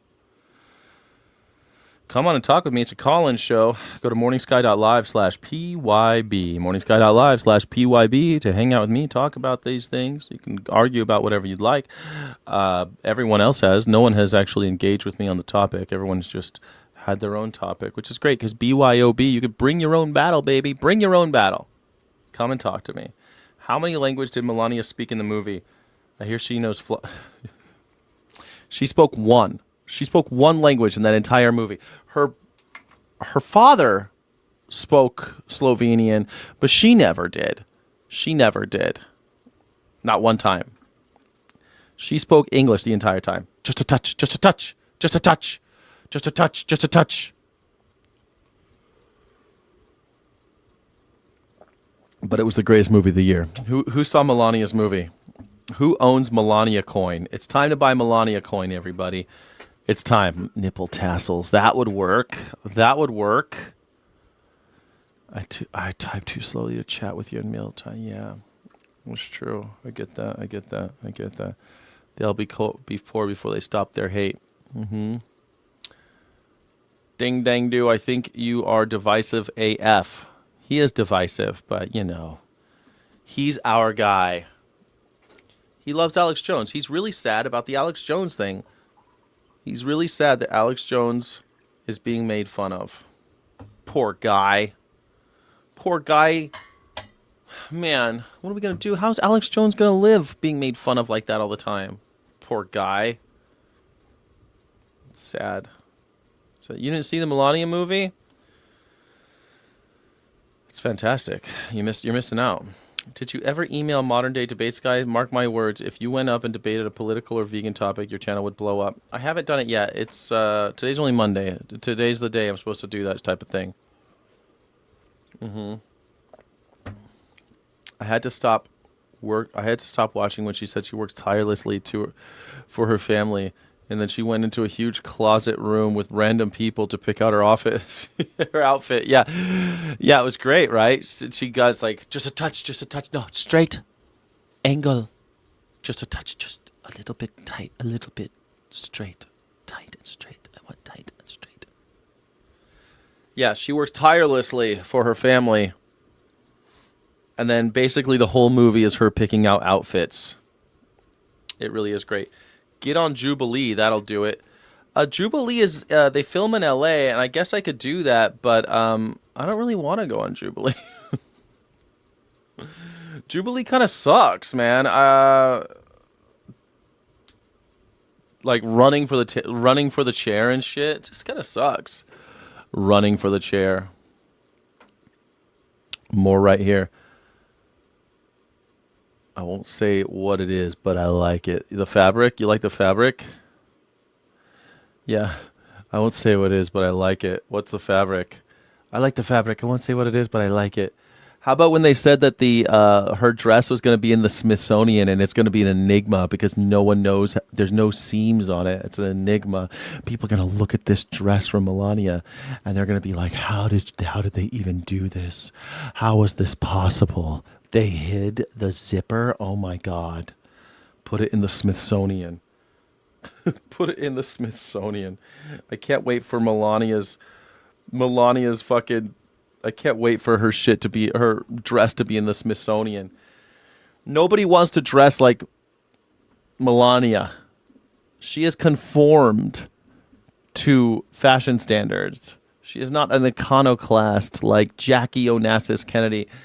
And she hasn't nobody wants to. I mean, at least people wanted to dress like Michelle Obama. People wanted to do their hair like Michelle Obama. Not Melania. No one wants to look like Melania. Maybe they'll put it on if I want to have a bad afternoon. Yeah, I mean, I think it's worth watching. How many times have you seen it? It's very ableist. What is Jubilee? Yeah, Jubilee kind of is like running to the chair and everything. I just can't do it, man. Every time I see that, I'm like, I cannot picture myself like getting up and racing to a chair to talk to some doofus about whatever. Like, not interested. Like, it just seems, everything on Jubilee seems so childish and stupid. And it's like they get the dumbest people to be on that show. And everything's so just fucking painfully dumb. I can't stand it. Why does she always need a hat? Because she's Muslim, parallelish. Because it's a head covering. Muslim women have to cover their head. Melania is Muslim. Are you not paying attention? They sprayed it on. It's textured latex. No, they just hid the zipper. They even tell you, like, they hid the damn zipper behind the ribbon. It's so dumb. Like, people are going to look at this in the Smithsonian, and they're going to see Melania's dress, and they're going to be blown away. It's a museum piece. Most rich people don't know what working tirelessly is. No. She thinks working tirelessly is picking out dresses. That's what the whole movie's about. Picking out dresses. Hats hide her radio transponder. No, I'm telling you, she is Islam. She's converted to Islam. She speaks better Arabic than English. She speaks great Arabic. She's a genius. That's why she's on the genius visa. She got a genius visa, man. Yeah, hat jab. Well, you know, there's different levels of like Islam, right? Some people, they wear the full-on burqa. Some people just wear the hijab. Some people just have to cover their hair. And so she does that. She does the Hamburglar hat. But for her, that's like showing respect to Allah. That's the idea, right? Yeah. Melania is Islamic. Yeah, she's Muslim. Yeah. It's a whole thing, guys. It's been going on for a long time. This is just the latest bit, you know? I know what you're saying. This is disrespectful to Muslims. But look, you're right. that using Islam as a punchline is something we all have to be careful with. But that's exactly why the right wing does it constantly to smear people. The bit about the smear mechanism, not the religion. You see, it's not about the fact that that religion is bad.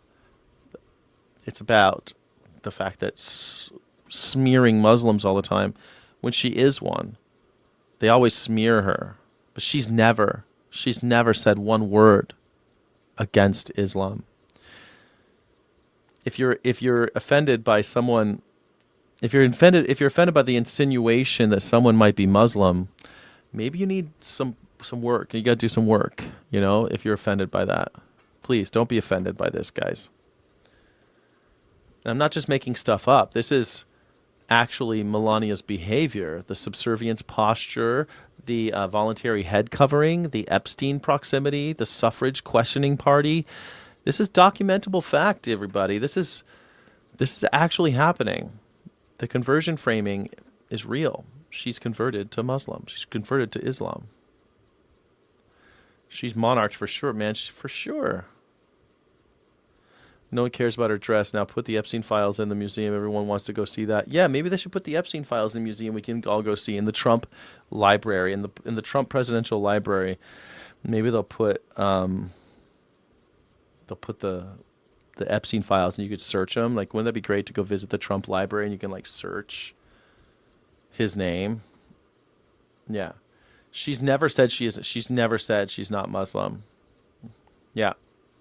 Look, Melania is Muslim. This is a fact. There's no way around it. All of the evidence points to her being Muslim. All Abrahamic religions are schizophrenic idolatry. Sure. But never speaking, unless spoken to. Yeah, it's a whole thing. Morse code. She told you on the phone. That's what happens, right? There's nothing we can do, guys. She's gone full Muslim, everybody. There's no way around it. All of the evidence is out. This is how Fox News works, right? Why attack Melania? She's not the candidate. She's complicit. She's complicit, everybody. She wrote a memoir. She holds press events. She campaigns. She made herself a symbol. Symbols get examined. Stop trying to say, oh, she's the first lady. Dude, stop doing press conferences then. She's actively chosen a political role in this regime. She's up, man. And she covers her head. She didn't have to stand next to any of this. She chose to. Every day she chooses to stand next to this shit for 10 years. She's complicit in the crimes. I mean, if Ilhan Omar's hijab is a threat to freedom, Melania's headscarf at a mosque is fashion. I don't understand. She voluntarily has covered. She went to a mosque and she wore her headscarf. Melania did. No one asked her to. She just did it. She went to the mosque and put on the headscarf. She's clearly Muslim. That's what happens. This evidence is as airtight as everything Fox News has ever known for a fact. I know for a fact she's converted to Islam. I didn't make up one single piece of the evidence here. She chose to stand next to this every day for a decade. She met who? She met Epstein? Yes, she did. What do you mean? I hope you're joking, Jen Hare. Yeah, of course. Jer Hare? Yeah, she met Epstein. They knew each other very well. He was at her wedding. What do you mean they didn't meet? They knew each other a lot. They were probably boyfriend and girlfriend. A lot of people say that they were boyfriend and girlfriend. Epstein introduced Donald Trump and Melania. That's how they met. And Epstein said that he already banged her. That's what Epstein said. Epstein said that he actually knows Melania in the biblical sense. Actually knows her, if you know what I mean. I think that you do. They knew each other very, very well. close and personal. But then again, once you take naked pictures on somebody's plane, I mean, you know them pretty well, don't you? It's kind of whole thing. She probably sold kids to them. Probably helped groom them, helped the thing go along for sure. The prenup makes her stay in the marriage, but she goes to events by choice. Exactly, Chai Pixie. She could get out. Give me a break. She made so much money on Melania coin. I'm sure she could get out just fine. She chooses to stand next to him, chooses to do this, chooses to stay quiet. And she does press conferences where she defends him. She's complicit. I'm sorry. Yeah. She probably did sell children to Jeffrey Epstein. No, she's just a young woman herself when she met Jeffrey. Pretty nasty business. Pretty nasty business, guys. Pretty nasty business. I saw this list of all the Victoria's Secret models mentioned in the Epstein files. That's pretty sad, too. There's a lot of those. Every time I see anything with Victoria's Secret, I think about how Jeffrey Epstein. I immediately think about Jeffrey Epstein.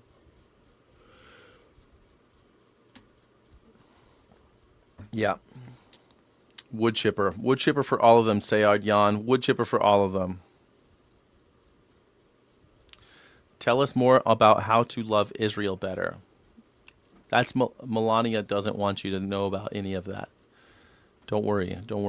Most of Islamic countries now, they love Israel. They're good friends with Israel. Yeah. Don't you love Israel? I thought you loved them. Like you and your Charlie Kirk. You guys love Israel? Right? That jacket, man. I don't care, so why do you, or whatever. What'd that jacket say? I don't care, do you? That was cool. What a cool jacket she wore. She's such an awesome fashionista. Melania, she's a fashionista. Well, it's a call-in show, morningsky.live/PYB. I'd love to talk with you if you want to talk about anything, including Melania.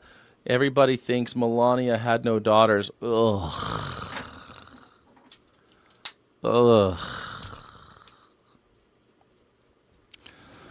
That's so gross to think about. She sold her own daughters to Jeffrey Epstein. That's so sad to think about. That's so sad. Fargo, the film, is a masterpiece. Yes, it is. The Coen brothers. That's peak Coen brothers. Peak Coen brothers. Definitely. Peak Coen brothers, I think. Do you think The Empire Strikes Back is peak Star Wars? That's it? That's the best it got? I'm sorry, Paris Kitty, you're good at this. What did Melania do with her daughters? Your sorts are a bit too racist for me. Inland Empire, meaning she's hypnotized using trauma-based programming, mind control, creating alters who live different lives, each unknown to the other, to be passed around amongst the elites, and oh no, seldom seen. It's no. Sorry, girls. It's time to go hang out with your Uncle Jeffrey. Jeffrey, it's time to take the girls to the island, Jeffrey. So gross. It's so gross. It's just so gross. How could we have allowed this to happen? How did we let it happen? How did they let it happen? How did Melania let it happen? Melania knew. She was complicit. She stood next to, took all those pictures with Jeffrey Epstein, knew him so well, invited him to their wedding. Man. Her press conference where she comes out, I did not know him before I met my husband. Bullshit. We all know how you met your husband, honey. And it ain't good. I think he wants to meet other men, and he wouldn't mind to meet a black gay man, too. Oh, God, Ben. Right? Melania is 100% monarch programmed, right? 100%. She's in on it. 100%. You make up the best headlines, Paris Kitty. You make up the best one. But for some reason, I don't think that I'm live on Vertical right now, which is really annoying, but that's okay. Can't make up better headlines. All right, well, if no one's going to call in,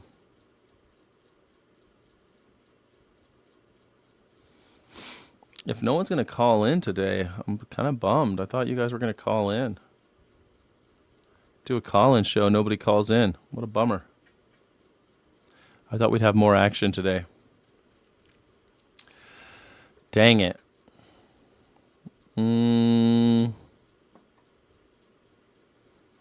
Man, can you believe that virus, the hantavirus on the ships, on cruise ships? Ugh, hantavirus. What's next? What's next, man? Did you guys catch me on the Jeffrey Phillips show? That was pretty fun.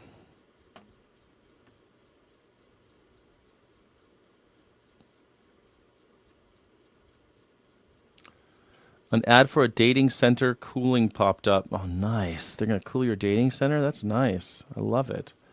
It was a long day. I started early for you, Ben. I started an hour early for you.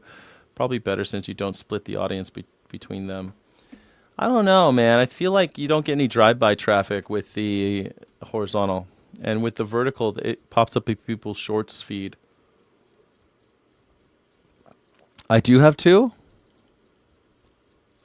You're so sick of all the fascism. Me too. How do we get rid of it? How can we get rid of all the fascism?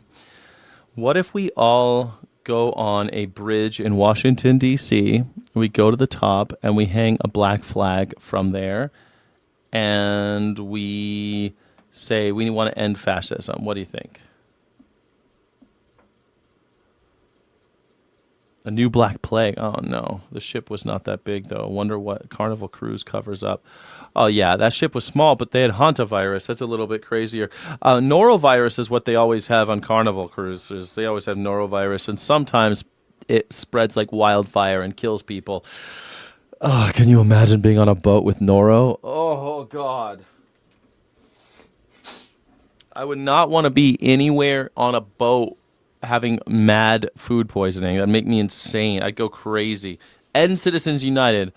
Okay, let's do it. Let's end Citizens United. Let's get on a bridge, and we'll live on the bridge, on the very top of the bridge, until they end Citizens United. I love it. I love that idea. You had two. An honest doubter. Do you mean that there are two streams? God, I don't know what you're saying. I had two. You had two. You had two. You had two. I don't know. Lateralysis. It's disgusting. Being on a boat at all. Yes, they got Lysol coming out of the vents on those big ships. Yeah, but that's because of Legionnaire's disease. They do that for Legionnaire's disease because the dripping standing water on their air conditioning systems can give Legionnaires, and you could die really quickly. Legionnaires can kill you real bad. Legionnaires, whew, you don't want that one. You don't want Legionnaires. It'll kill you. It'll kill you with, I think you get meningitis with that one. A lot of them cause meningitis. A lot of these bacteria people you get meningitis, and then your spinal cord starts shutting down, and then you just stop eating and shitting. You stop doing anything. You just become just a shell of a human.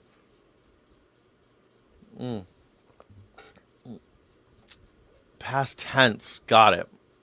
I still don't know what you're talking about, but thank you. I'm really glad that we're past tense. Jeez Louise. All right, we're going to do a... Oh, are you saying that there is a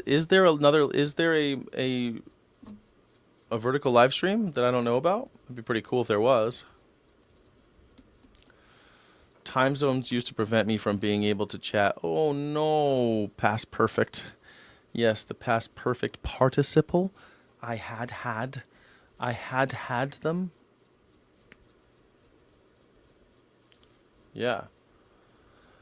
Okay, well, I guess, I wanted to do more live chatting and more call-in show content, but it looks like no one's going to call in, so I guess I'll just end the show. I really wanted more, but I don't really kind of run out of stuff to talk about since she's Islamic, and there's nothing no one wants to argue with me about it. I thought for sure someone would, but I guess not. I guess not. I finished Crimson Desert, but I'm never leaving. Man. People talk about Crimson. I was going to play Crimson Desert, but I don't think I'm going to now. I want to play Star Trek Voyager. I think that'd be really fun to play Star Trek Voyager. I would like that. I think we're going to have... I'm thinking about moving to New Mexico, man. I'm thinking about doing it. I think I'm going to move to New Mexico. I mean, what am I doing here? I don't even go to the beach. I never take advantage of everything that's here. What am I even doing? What's the point anymore? What's the point in being here? I just don't see it anymore, man. I don't know what I'm doing in California. And I could move someplace else and get some financial security. Play as Tuvix. There is a Tuvix thing, yeah. What was your highlight in the chat with Jeff? I thought it was fun talking about anarchism. I thought it was fun talking about the different cities. It was fun knowing that I was like, that I'm from the same area as his girlfriend. That's kind of funny that we're from the same place. That's interesting. It's kind of fun to meet someone who was from my same neighborhood, went to the same middle school as me. Went to the same middle school as me is so funny to me. And then, yeah, psyching myself up.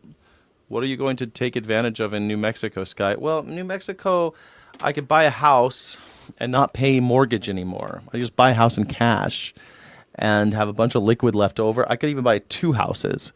Like, I'm so poor here. I don't have any money. And unless I start getting actual income, like real income on the channel, I'm not going to be able to stay in California. So I figure if I move to New Mexico, I can concentrate on my creative output and that type of thing. Do I still have to say 90 days? I mean, I might be sooner than 90 days. Ding, dang, do. How are you? You there? Big Sky in New Mexico. I'm thinking about going to New Mexico. So, I don't know. The highlight, that was all, I think, the highlights. It was really fun talking to them, and it was a good time. And I like talking with them about violence and what solutions are. I can't remember everything we said in the conversation, but it was fun. Did you like it? It was a fun conversation, I think. Yeah, it's a small world. Psyching myself up to move, I am. I'm trying to convince myself, you know. I'm scared because I don't want to leave California. Sounds good, Sky. Do it, right?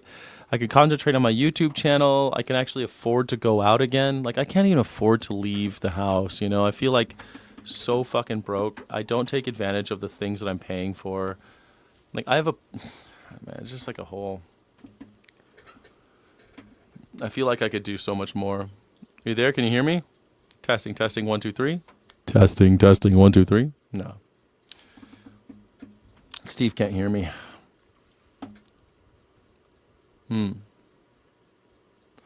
But New Mexico, like, I would love to be able to walk to the grocery store. I would love to be able to walk to the coffee shop and the bars, and I really want that, like, walkable community, and I don't have that here. Orange County is like, get in your car, go to the shop. Get in your car, go to the store, go to the coffee shop. Get in the car, go to the... And it sucks, man. And you'll see people out, but it's tough. You say do it. I need to be hyped up a little bit, I think, because I'm so like, it's a monumental undertaking to sell everything you own and move to another state. It's a lot, a new adventure. A new adventure, you know? New adventures and new worlds to conquer. That used to be what I said all the time. New adventures. I used to, every time I did a toast, I would say to new adventures and new worlds to conquer. Thinking about it. All right, ding dang do. Can you hear me? Yeah, sorry. You got me now? I got you.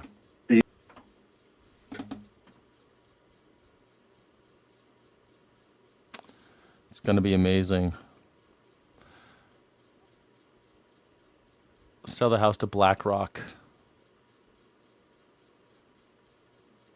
You think I should sell the house to BlackRock? That I do. I can hear you, yeah.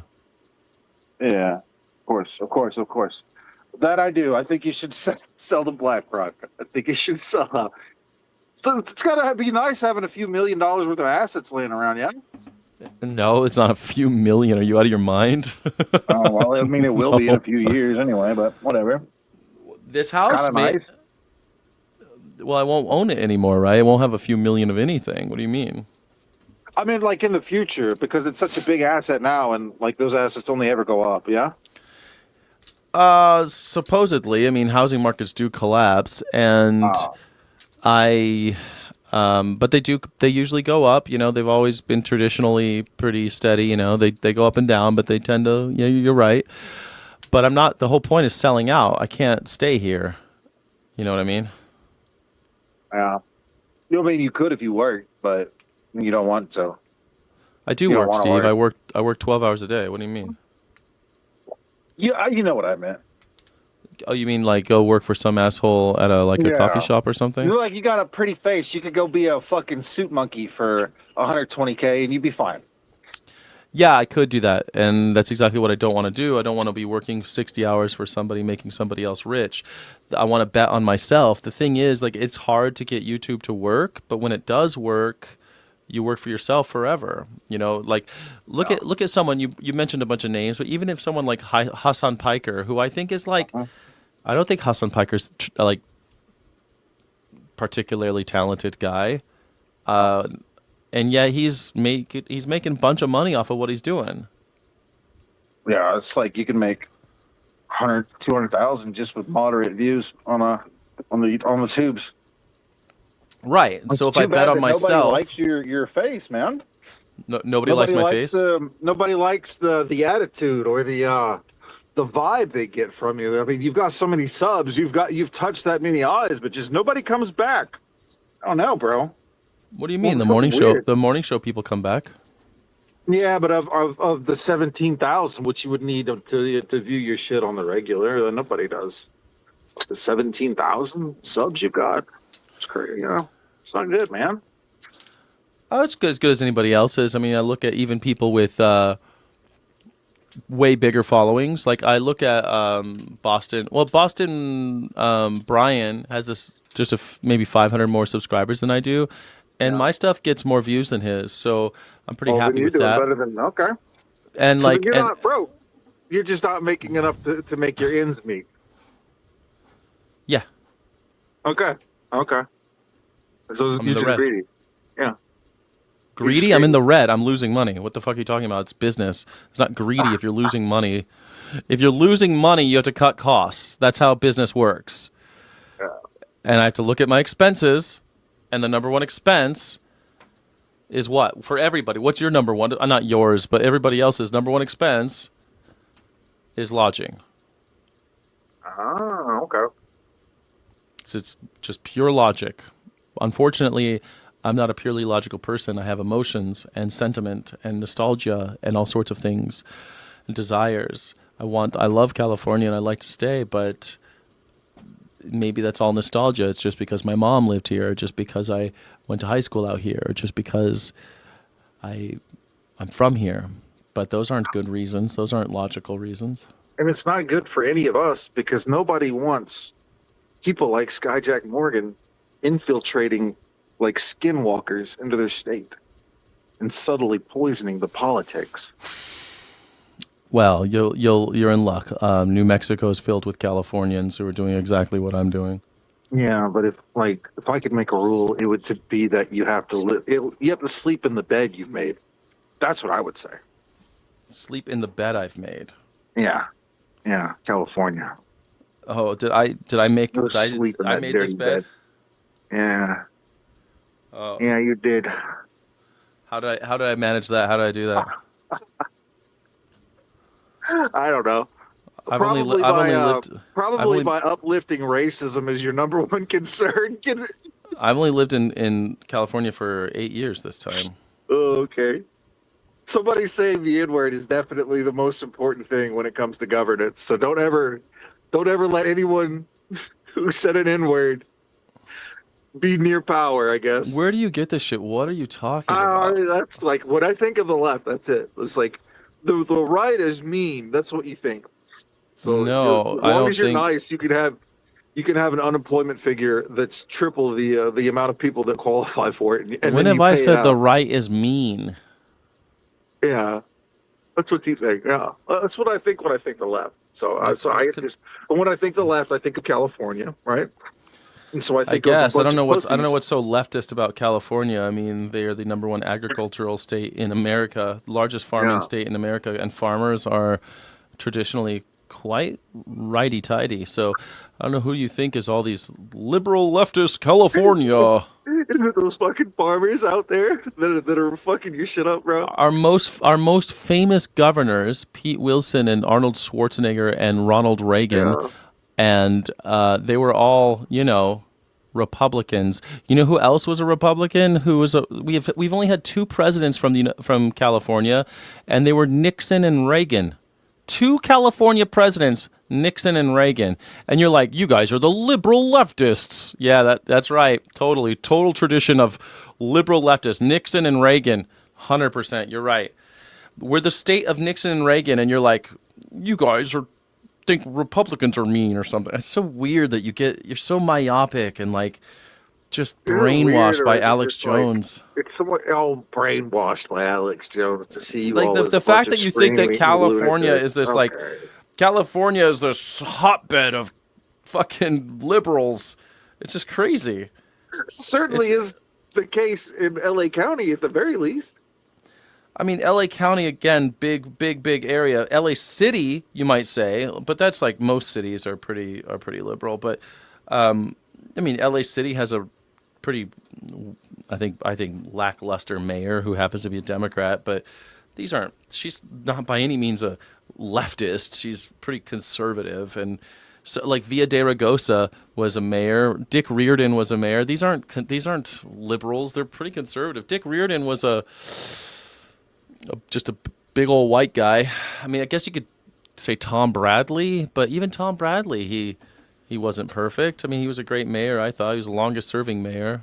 You want to say that but LAPD invented the SWAT team. LAPD invented the police helicopter. LAPD invented all of these things that militarizing the police. LA sheriffs were the first ones to take military grade weaponry and use them on civilian populations in order to test them for the military. LA County was the first one to do that. So where does the leftist liberal come in? I just don't see it.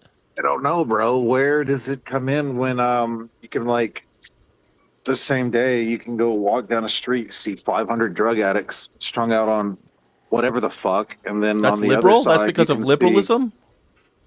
and on the other side you can see the fucking trans rights Antifa smashing a fucking power line worker over the head with a bottle because he might have muttered something ineloquent about another race. I don't. You fucking clearly doubt have it. not been to Los Angeles. Like Los Angeles is not No, like that.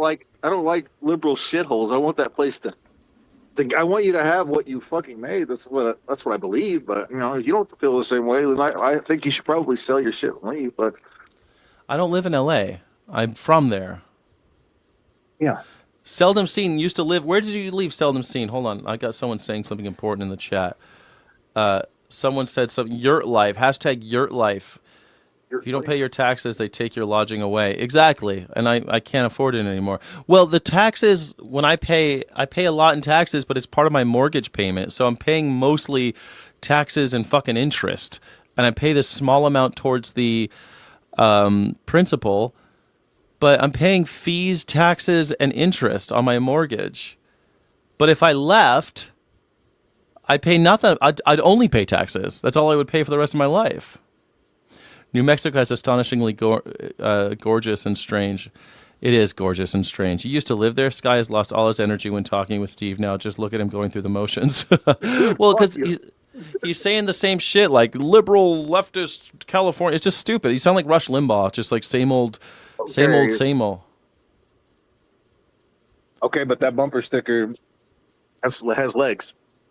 Why would it have legs if there wasn't some part, at least in some part, true? Oh, My it's ignorance? convenient. It's convenient to say, but it's not true. I mean, all Okay. we're seeing from we've seen in California. I mean, we've had Republican governors and Democrat governors. We've had pretty liberal Republicans and pretty conservative Democrats, and they're always kind of centrist because California is very diverse. We have big cities with big city problems, and we have farmland with farmland problems, and we have coastal land and with coastal problems. We have all the shit. California is the fourth richest economy in the world. It's one of the biggest countries in the world if it were its own country. And it's got all the same issues that every other fucking country has. And it's diverse and interesting. If I could take in $5 trillion of debt, I'd be like the biggest country in the world for like 5 minutes. What is it? Why do you keep saying it like it's a thing? Like, because a bunch of banks are willing to loan to you, you're so fucking special? Shut up. No, California special. Those loans are usually to shore up liabilities against the United States government, but whatever. I mean, the debt is a part of real life now. I mean, how much is America in debt now? Can someone look it up? What is it, 37 trillion or something like that? I mean, give me a fucking break. You want to talk about the debt of California? Talk about the debt of the United States. They're like, oh, we've got so much. Yes.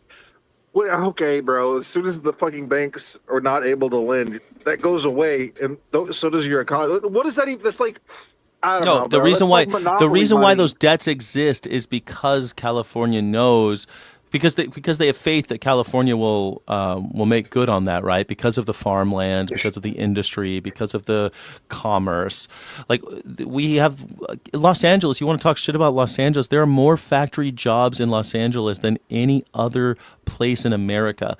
More factory jobs, like more than the whole state of Michigan in Los Angeles. And yet people think that like manufacturing is from the Rust Belt. It's not. It's in the Sun Belt. It's over here in California. You go to Los Angeles, all the oil workers, we just have so much industry and commerce and agriculture.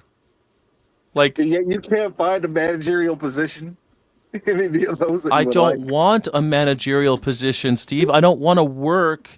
What don't you get about this? I worked my whole life as a manager, and I don't want to do it anymore.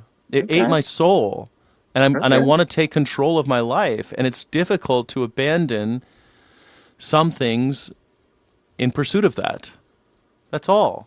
Okay. Well, here's like I'm 7 years younger than you, right? Uh-huh. I don't think I'm infinitely less intelligent than you. I think I'm probably about 20 points under you on the intelligence scale. Whatever. That may be. We're probably like everybody. We're smarter in different ways. That's how I look at it. Right. So we're about to end. This would be a perfect thing to end on. This is me insulting you. My life plan is to save up $10K, get a car, rent a place in Memphis, join an MMA fighting dojo down there, learn to fight, and then beat up a drug dealing crackhead so I can steal his girlfriend, bro. That's my big fucking plan. Your plan is like, oh, I don't want to work. No, I want to work. And you're right. I'm the low T one. I'm the fucking loser. I'm You are the low T one. You are the low T one because you have these dreams of dominance or something. It's dreams of domination, and I've always been in positions of power, and I want to be, and yet I've always been subservient to bosses, and I don't want to be anymore. I want to be answerable only to myself. You keep on saying this shit. The most insulting thing of what you just said was this idea that I don't want to work. Nobody in my life has ever thought that I don't work enough. I work every single day, quite a bit. I just want to work for me and me alone. I don't want to work for somebody else anymore. And how that ends up shaking out as a creative, I mean, hopefully I'll be able to leverage some of the gifts that I've got, but also some of the gifts that I've inherited. Like I'm also quite fortunate in that. There's an asset that I can sell to help me along the way, but it's terrifying. And it's the unknown, but I'm still going to do it because of You sound like a low T. no, because my courage will help me overcome that fear. That's what courage. That's what courage is. It's not courage if you're not afraid. Yeah, I mean, like, look at the risk I'm about to take. I'm about to give up my job. Yeah. Give up my job. Go join a city, a community. Learn to fight, and then go fight a fucking crackhead. Why do you want to rent a place in Memphis and fight a crackhead? Okay, because the guy that I have to fight, he lives in Memphis. Oh. And the girl that I want lives with him, of course. So I have to learn to fight and kick his ass in front of her and then steal her, impregnate her, and then leave. So that's the plan. But either way, I think my shit's way more high tea than yours. No, it's look at what you're trying to do. Because I'm really it's not. I know you're very sensitive about this, but it isn't. It's not. I'm pretty sure it is. This is like way more high tea. No, trying to like studying how to fight a guy so you can simp for some girl that's already in the throes of addiction is not. That's a narrative sold to you by Western movies or something. I don't know. Romantic. That's what that is. It's romantic. She's gonna love it when it's romantic. Yes. Yeah. Women traditionally love violent men. Not gonna get, yes. Like, women love violent not gonna men. Fall off from the added weight of the water rushing to her genitals when she learns that the dude gave up his job, gave up his stability, learned to fight so he could go fuck up the drug dealer boyfriend that's beating your ass every night, so he can be the one that's beating your ass every night. They're gonna love it. Tell me I'm wrong. You're dead wrong. Okay. You're gay, and your girlfriend left you, so what do you know? Nothing. I actually, at least I had a girlfriend. I was with her for 7 years. I've had many long-term girlfriends. I've never had. I've never. To the links to keep her that I'm going to go to get this one. She might have stayed with you through the tough times. Maybe you put in a little more effort. Maybe a little bit more effort. Off tonight. Maybe, Steve. I don't know. I guess I'll have to always wonder that. But I mean, she's like a lot of women in my life. They leave and they come and they go. I mean, this is how life is. I've got a long list of ex-lovers that'll tell you I'm insane. But I'm not ashamed of my past. I've had lots of beautiful relationships with women, and I'm still going to get back in the saddle, and I'll be with another woman in the future, and I'll fall in love again. I'm proud of the fact that I've been in long-term relationships. I don't have commitment problems, and I'm not afraid of sharing my life with a woman. It seems like you are. It seems like you're very afraid of just being with a woman and sharing who you are, and instead of posturing and learning how to fight and do stupid shit, you just can't trust someone to love you for who you are. That's sad, dude. How does that not make sense? I hate bringing you perfectly logical fucking situations that have pure chain logic from start to finish, and you shitting all over them with your fucking blah, blah, blah, blah. It's so annoying. It's obviously going to work. I'm going to put on like 20 pounds of muscle, learn to fight, kick his ass, get the girlfriend that I want, happily ever after achieve. How does this not make sense to you? It sounds like you're a 13-year-old with. It sounds like you're 13 years old. You're 39 years old. It's called retard. Well, yeah, I'm not going to use that word. You don't like it. It's called R-word maxing. It's you do the dumbest thing you can, and it's obviously going to pay off. Even if I don't get what I want out of this, it's going to be an adventure, a very fun adventure. I'm going to learn a whole bunch of things, and I'll probably get another girl some other avenue if if what I want doesn't work out exactly. It's called R-word maxing. That's the right thing, baby. That's how we roll now. You're R-word maxing. Yeah, you definitely are doing that. You're definitely R-word maxing. I can't argue with you there. Yes, sir. I mean, but I hope that you do work on yourself. Maybe you'll learn some MMA, and maybe you'll start. Maybe a lot of those guys, they meditate. They get into self-development. You develop a community, and maybe you'll meet some men that aren't as immature as you are, and you'll end up flourishing in that environment. And eudaimonia. I might find a mentor. I might. Well. That would be great. That would be great. That would be great. That would be way better than what you're talking about. But I wish you the best. I honestly do. I think that this notion of learning to fight so you can harm a person so you can win their girlfriend is psychopathic and immature. But you're right. Maybe There's no, the aggression in that situation would be entirely on the guy defending the girl. So, sure. Sure. He would have to show that he's capable of defending her in a situation, and if he's not, then that bitch is mine. Sure, that's how it works with women. You win them like trophies in fisticuff. Bro, this is what's combat. crazy. Is like you think that I'm talking shit, but I've seen this my entire life. You've seen this your entire life. People winning women by trials by combat. If you haven't, then you haven't been paying attention, my good friend. I mean, I know that people pretended like that was the case back when we were 13 years old, but that's not real, Steve. We're adults now. Oh my God, you actually think? Oh wow. Okay, hey, you know what? Bro, you actually believe the shit that you talk about. That's what's crazy about it. It's like that's cute. Like what shit? I get like what the shit that I talk about? What that? Yeah. That like, learning to be a kung fu master so that you can win a girl is a ridiculous notion. But sure, go for it, man. Yeah, I'm all stupid. It looks childish. I'm going to agree with you, and it is. But it's just so fucking dumb that it might work, and it's way, way better, way fucking better of an idea than me learning. Some esoteric men are picking up bitches through reading books or trying to become charming. When I know those are things far beyond my fucking reach. Nothing's beyond your reach. You're a human being, but you could easily work on yourself. Getting some muscle and learning how to throw an elbow into a dude's neck is definitely within my reach. Infinitely more so than becoming beautiful, handsome Skyjack Morgan. So fuck out of here with that bullshit. Thank you. Love it. I love it when you flatter me. But that's exactly. I'm so beautiful and handsome. I'll have another girl in no time. But I'm not really. Don't worry about me, and my love life. I'll be fine. But because you're so good looking.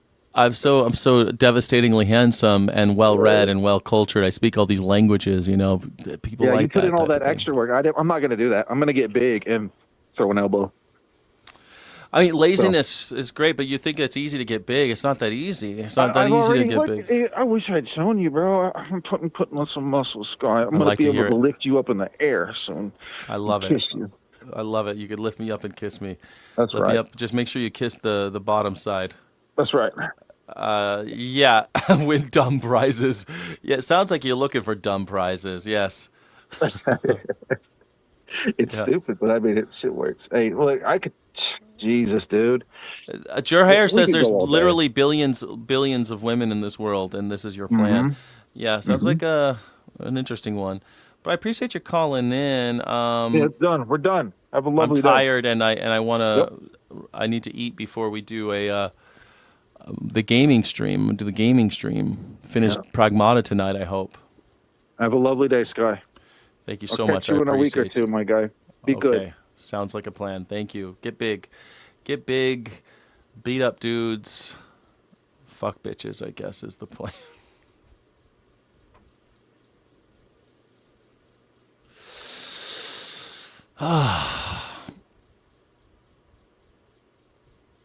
This is the world I live in. It's filled. He's the majority. I think more people are like him than me, right? So clearly, probably the best way to get a woman to like you is beating up her guy. Yes, Hair. That's the way to do it.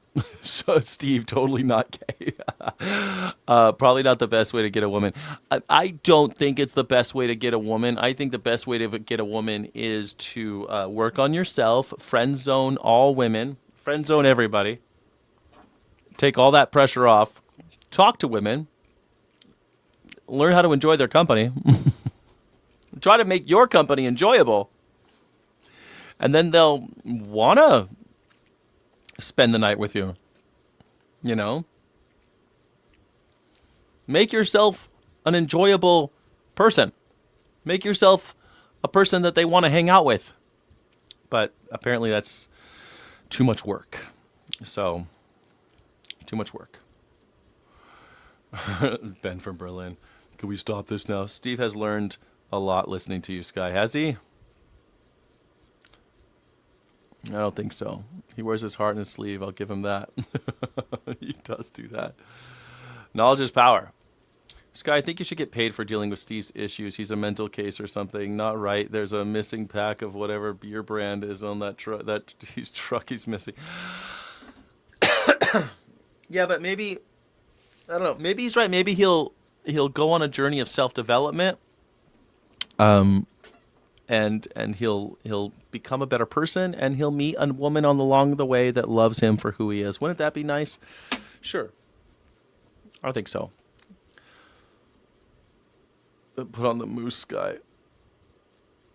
He just put on the moose? I don't know what that means. The moves. The moves. You put on the moves? All right, I don't know. All right, thank you, everybody, for watching. My name is Skyjack Morgan. I'm an independent news and culture commentator, free speech and critical thinking advocate. Tomorrow morning, we'll be doing the Morning Sky Show, and tonight, we'll be doing some gaming. It'll happen at around 4:30. Finish Pragmata. I think it'll be pretty rad. He has a likable character, to be honest. He's better than he thinks he is. That's what I always say. I think he's a better person than he thinks he is. He just always puts himself down. I want the best for people. Even him, I want the best for him. Thank you, Jen Botch. Hey, Jen. How you doing, Jen? How you feeling out there, Jen? You're looking good, Jen. Is that the moon? Yeah, he's better than he thinks he is. He doesn't give himself any credit, and he ends up following the wrong guys, you know. He ends up listening to Alex Jones and crying about Alex Jones being persecuted. Justice for Alex Jones. He doesn't have any justice. We need justice for Alex Jones. All right. Ben from Berlin thinks he's trash. Well, Ben, I don't know. I don't think anybody's trash. Maybe Alex Jones. Alex Jones is trash. All right. Thanks, everybody. Illegitimate non-comparandum. And Godspeed, Rebels. See you in a little bit. Godspeed. Thank you so much for watching. Don't forget to like and subscribe. Thank you so friggin' much.